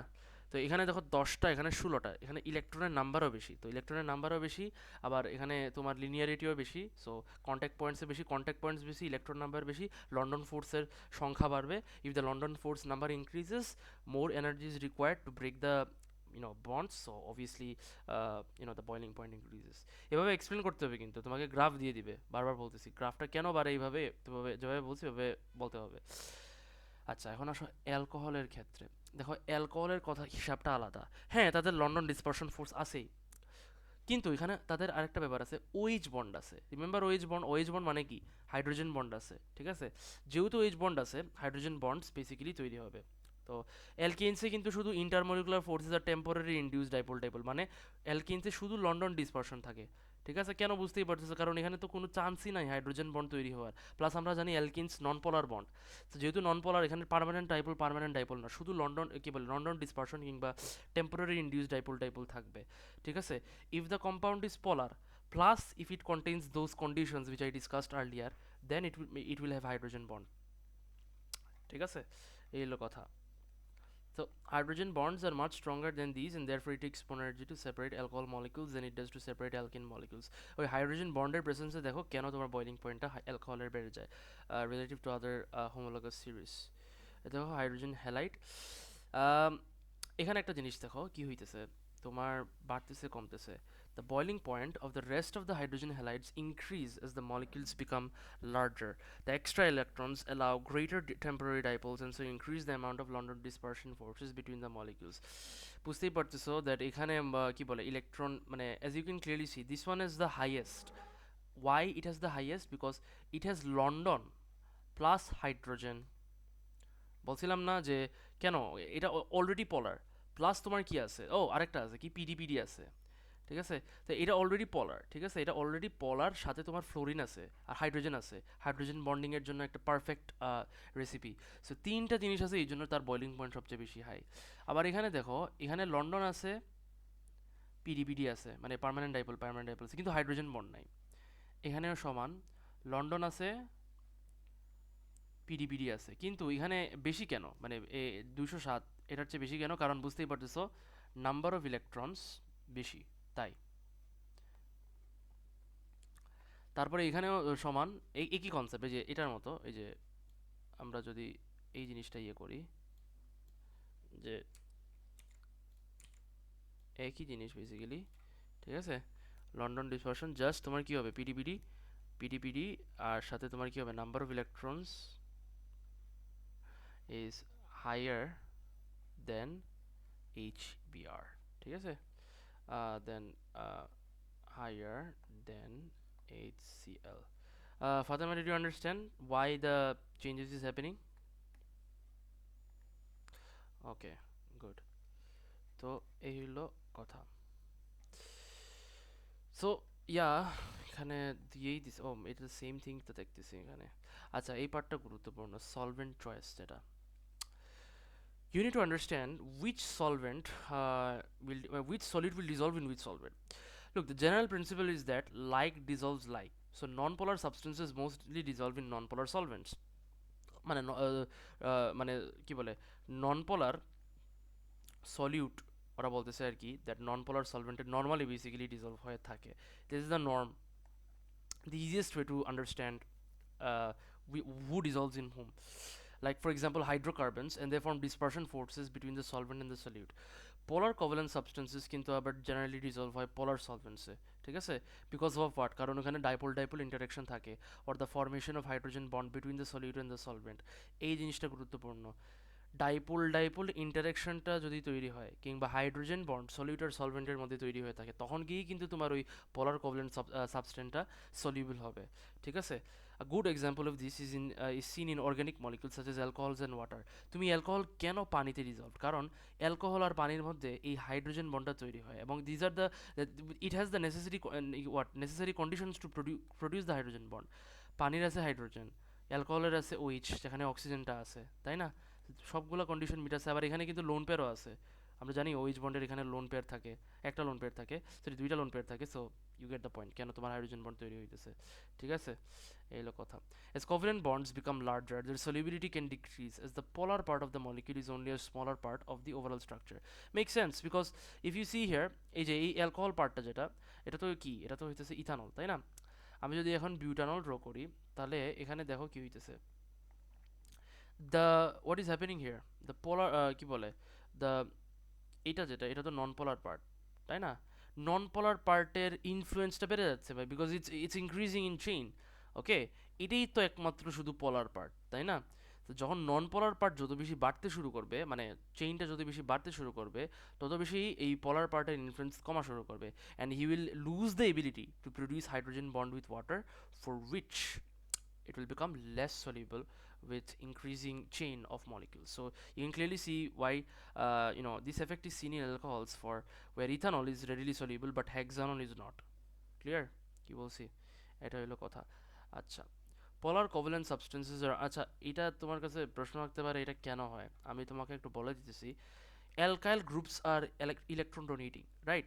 সো এই যে চারটা ইয়ে আছে, কার্বন অ্যাটম আছে, এগুলো কি করবে, এখানে ইলেকট্রন ডোনেট করে দিবে, এবং এখানে ইলেকট্রন ডোনেট করে পুরোপুরি জিনিসটাকে কি তৈরি করে দিবে, পুরোপুরি জিনিসটাকে ফর্মালি নেগেটিভ করে দিবে। এটাকে ফর্মালি নেগেটিভ করে দিবে। ফর্মালি নেগেটিভ বলতে কি, মানে বুঝতেই পারতেছো, মাইনাস হয়ে যাবে আর কি, পার্শিয়ালি নেগেটিভ আর থাকবে না। কিন্তু আমাদের হাইড্রোজেন বন্ডের জন্য কি লাগবে, পার্শিয়ালি নেগেটিভ জরুরি, আদারওয়াইজ হাইড্রোজেন বন্ড এখানে তৈরি হবে না, ঠিক আছে? সো এই জন্য আর কি বেসিক্যালি বলতে পারতেছি দ্যাট যত বেশি অ্যালকাইল গ্রুপের চেইনটা বাড়বে এই সাইডে, তত বেশি ইলেকট্রন ডোনেটিং গ্রুপসের সংখ্যা বাড়বে, and obviously there will be more chances of electrons being donated here, which will cause it to produce formally negative, like which will cause it to change it to formally negative charge, and that's why partial negative যেহেতু আর থাকবে না, এই জন্য hydrogen bond তৈরি হওয়ার চান্সও কমে যাবে। Hello অ্যালকিনস, তো ওরা এই জিনিসটাই বলতে যাচ্ছে যে হ্যালো অ্যালকিনসগুলো পোলার বন্ড থাকে, এবং they are the best way of producing partially negative and partially positive charge. Partial negative সবসময় মনে রাখবা, halogen will be produce because it is a higher electronegativity, while carbon will always have a lower electronegativity, ঠিক আছে? আর giant covalent substances generally তোমার সলভেন্সে dissolve করে না, because the energy needed to overcome the strong covalent bonds in the lattice structure is too great. Make sense, right? Diamond কি পানির মধ্যে ডিজলভ হয়? হবে তো না, তাই না? এটা তো অনেক হিট এনার্জি লাগবে ওই বন্ডসগুলোই ব্রেক করতে, তো কেমনে কি হবে, ঠিক আছে? এই হলো কথা। আয়নিক বন্ডসের ক্ষেত্রেও তোমার সমান পোলার সলভেন্সে হবে, বিকজ বিকজ এই ক্ষেত্রে তোমার দুইটা জিনিসের উপর ডিপেন্ড করে, একটা হচ্ছে breaking down the ionic lattice, and second is the polar molecules attract and surround the ions. Okay, নিচে হয়তো বা দেওয়া আছে, আমি যদি দেখাই একটা এক্সাম্পল দিই, ফর ইনস্টেন্স NaCl, প্রথমত হচ্ছে এই ল্যাটিস স্ট্রাকচারটা ব্রেক করতে হবে, এই হিট এনার্জি থাকতে হবে অ্যাডুকুয়েট অ্যামাউন্ট, তারপরে কি করতে হবে, এটা কিসে কনভার্ট হবে, Na প্লাস আর Cl মাইনাসে, তারপরে এই Na প্লাসের চারিদিকে কে ঘুরবে, ওয়াটার মলিকিউলস ঘুরবে, এবং কিভাবে ঘুরবে, ও যেহেতু Na প্লাস, তোমার কি হবে, অক্সিজেন, হ্যাঁ দাঁড়াও,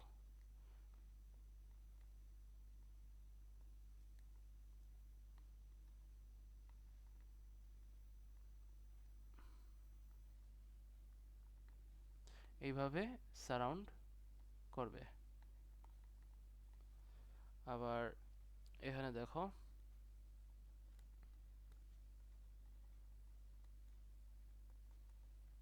এই যে এইভাবে সারাউন্ড করবে। সিএল এর কি হবে? সিএল এর বুঝতেই পারতেছো, জাস্ট তোমার উল্টা হবে এখন। এবার কি হবে? সিএল মাইনাস যেহেতু, তার দিকে কে অ্যাট্রাক্টেড হবে? পার্শিয়ালি পজিটিভলি চার্জড তোমার হাইড্রোজেনগুলা। ঠিক আছে, সামথিং লাইক দিস। এটা কিন্তু ড্র করতে আসে, বারবার বলতেছি, সুতরাং ড্রয়িংটা মনে রাখবা। আমি জাস্ট এটা ইয়ে করে ফেলতেছি।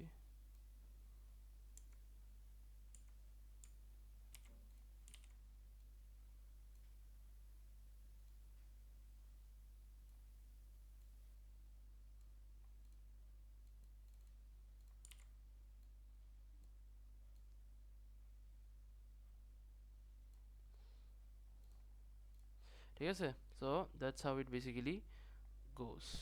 Fatema, did you understand? So this is how the ionic lattice structures এই ওয়াটার মলিকিউলসকে এভাবে সারাউন্ড করবে। বুঝতেই পারতেছো কেন তোমার পার্শিয়ালি নেগেটিভ চার্জগুলো এন প্লাসকে সারাউন্ড করে, পার্শিয়ালি পজিটিভ চার্জগুলো কেন সিএল মাইনাসকে ইয়ে করে, because obviously they are opposite charges. ঠিক আছে, সো মেইন কথা হইতেছে এই যে এদের মধ্যে কি তৈরি হবে, এদের মধ্যেই বেসিক্যালি তোমার পিডিপিডি ফোর্স তৈরি হবে। আই রিপিট, কি তৈরি হবে? পিডিপিডি ফোর্স তৈরি হবে, নট হাইড্রোজেন বন্ড অর ইয়ে কি বলে none of dispersion. Permanent dipole কি হবে? পার্মানেন্ট ডাইপোল ফোর্সটা তৈরি হবে। এই ফোর্সটা তৈরি হওয়ার ফলেই বলতে পারো তোমার ওই সলিউটটা কি হবে, পানির মধ্যে ডিজলভ হয়ে যাবে। তাহলে প্রশ্ন হইতেছে দ্যাট আমাদেরকে অ্যাডুকুয়েট অ্যামাউন্ট অফ এনার্জি লাগবে আয়নিক লেটিসটা ব্রেক করে তোমার কি বলে পোলার মলিকিউলস যাতে অ্যাট্রাক্ট করে সারাউন্ড করতে, ওইটা জরুরি। ঠিক আছে, এই হইতেছে কথা। Polar molecules such as water can break down or disrupt the ion lattice and surround each ion in solution. এই যে এটা তো বললাম, দেখাই আছে, দেখছো দিছি আর কি। The solubility of an ionic compound depends on the relative strength of the electrostatic forces of attraction within the ionic lattice and the attractions between the ions and polar molecules. So that's kind of important because এই যে relative স্ট্রেংথটা আছে, ওরা বলতেছে যে এই যে পিডিবিডি ফোর্সগুলো তৈরি হয়েছে আর কি, এই স্ট্রেংথের উপর নির্ভর করে যে কতটুকু বেসিক্যালি সলিউবল হইতেছে। যদি এই ফোর্সটা বেশি স্ট্রং থাকে, এখন ফোর্সটা কত বেশি স্ট্রং থাকবে এটা ডিপেন্ড করে এই চার্জের উপরে। এখানে তো এনএ প্লাস আর সিএল মাইনাস হয়ে গেলে, what about MG two plus? MG two plus আর এই ও2 মাইনাসের মধ্যে কিন্তু পিডিপিডি ফোর্সের স্ট্রেংথ বেশি থাকবে, সো সলিবিলিটিটাও বেশি হবে। ঠিক আছে, কি বলছি, এইলো কথা। এখানে দেখো, ফর এক্সাম্পল এই ধর একটা এক্সাম্পল দিয়ে দিচ্ছে, the greater the ionic charge the less soluble N ionic compound is. আচ্ছা, এটা সরি আমি ভুল বলছি, উল্টা বলছি। এটা কেন? কারণ এখানে দেখো that 356.9 gram of sodium chloride যদি 1 ডিএম অফ ওয়াটার ডিজলভ করে, ওই 1 ডিএম অফ ওই সেম ভলিউম অফ ওয়াটারে আবার দেখবা দ্যাট কি 74.4 gram of calcium chloride dissolved করবে। তার মানে ওরা মানে কি বলে একটা এই জিনিসটাই বলতেছে দ্যাট এই জিনিসটাই ওরা বলতেছে দ্যাট সলিবিলিটিটা কমে গেছে, তাই না? চিন্তা করে দেখো, এখানে সলিবিলিটিটা কমে গেছে, মানে একই ভলিউমের মধ্যে আরও কম মাস বেসিক্যালি অন্য একটা আয়নিক কম্পাউন্ড ইয়ে করতেছে। আচ্ছা, এটা এখানে মানে কি বলে, এটা ব্যাপার হইতেছে আর কি যে বেসিক্যালি মানে এটা হইতেছে জেনারেল রুল সাধারণত। আচ্ছা, এটা কেন হয়? মেইনলি বিকজ তুমি যে ইয়েতে আসো মানে কি বলে এই যে পিডিপিডি ফোর্সটা যে তৈরি হয়, এই পিডিপিডি ফোর্সটা তৈরি করতে তোমার বেসিক্যালি আরও কঠিন হয়ে যায়, কারণ এখানে চার্জটা বেসিক্যালি মানে ইয়ে করে আর কি। যেমন আমি যদি বলি ফর এক্সাম্পল Al3+, আর ওখানে আছে তোমার কি বলে পার্শিয়াল নেগেটিভ চার্জ। ঠিক আছে, তো এখানে একটা সমস্যা হইতেছে, তো এখানে পজিটিভ চার্জের অ্যামাউন্টটা বেশি। ঠিক আছে, আর এটা কিন্তু পার্শিয়াল নেগেটিভ চার্জগুলো কিন্তু অনেক উইক। ঠিক আছে, সো এটার সঙ্গে কম্পিট করার জন্য মনে করো এখানেও একটা ফর্মাল নেগেটিভ চার্জ লাগবে, তাই না? যেহেতু এখানে ফর্মাল নেগেটিভ চার্জ নাই, এখানে এনএ প্লাসের সঙ্গে কেন করছে তাহলে? বিকজ ইটস মানে মানে কি বলে মোটামুটি সমান ইন আ সেন্স, প্লাসটা এত বেশি চার্জ না। বাট সমস্যা হইতেছে যত বেশি কি বলে 3+2+4+ হওয়া শুরু করবে, তত বেশি তুমি দেখবা দ্যাট তোমার কি হবে যে কি বলে এই দ্য কি বলে the disparity basically increases between the charge density আর কি। এটার মধ্যে ডিসপ্যারিটি বেড়ে যায়, এবং ডিসপ্যারিটি বাড়ার কারণে তার সে ক্ষমতা হারায় পিডিপিডি ফোর্স তৈরি করার জন্য, and that's why the solubility decreases আর কি। কিছু এক্সেপশন আছে, বাট ওইটা তোমাকে মনে রাখতে হবে না, এই জেনারেল রুলটা মনে রাখবা। ঠিক আছে, এই হলো কথা। I believe you hope you guys understood basically এই চ্যাপ্টারের মধ্যে। আমরা নেক্সট ক্লাসে অন্য একটা চ্যাপ্টার শুরু করব। and I'll share, provide the lecture sheet along with the class notes, and also মানে lecture sheetটা দিয়ে দিব আর ইয়ে দিয়ে দিব কি বলে হোমওয়ার্ক দিয়ে দিব আজকের দুইটা হোমওয়ার্ক দিব আমি ইয়ে দিয়ে দিব আর Rafsan please send me the homework by 2 or 3 days. Am I clear? And Fatima also, as I said, I think I discussed this on WhatsApp. If you face any issues, make a list first because I told you that we'll take a separate class for, you know, discussing the doubts okay but তুমি তোমার মতো করে করতে যাও মানে হোমওয়ার্কটা যেটা দিব এটা তুমি তোমার মতো করতে যাও আমাকে সেন্ড করবা অ্যাকর্ডিং টু দ্য ডেডলাইন ওকে আজকের জন্য বাই তাহলে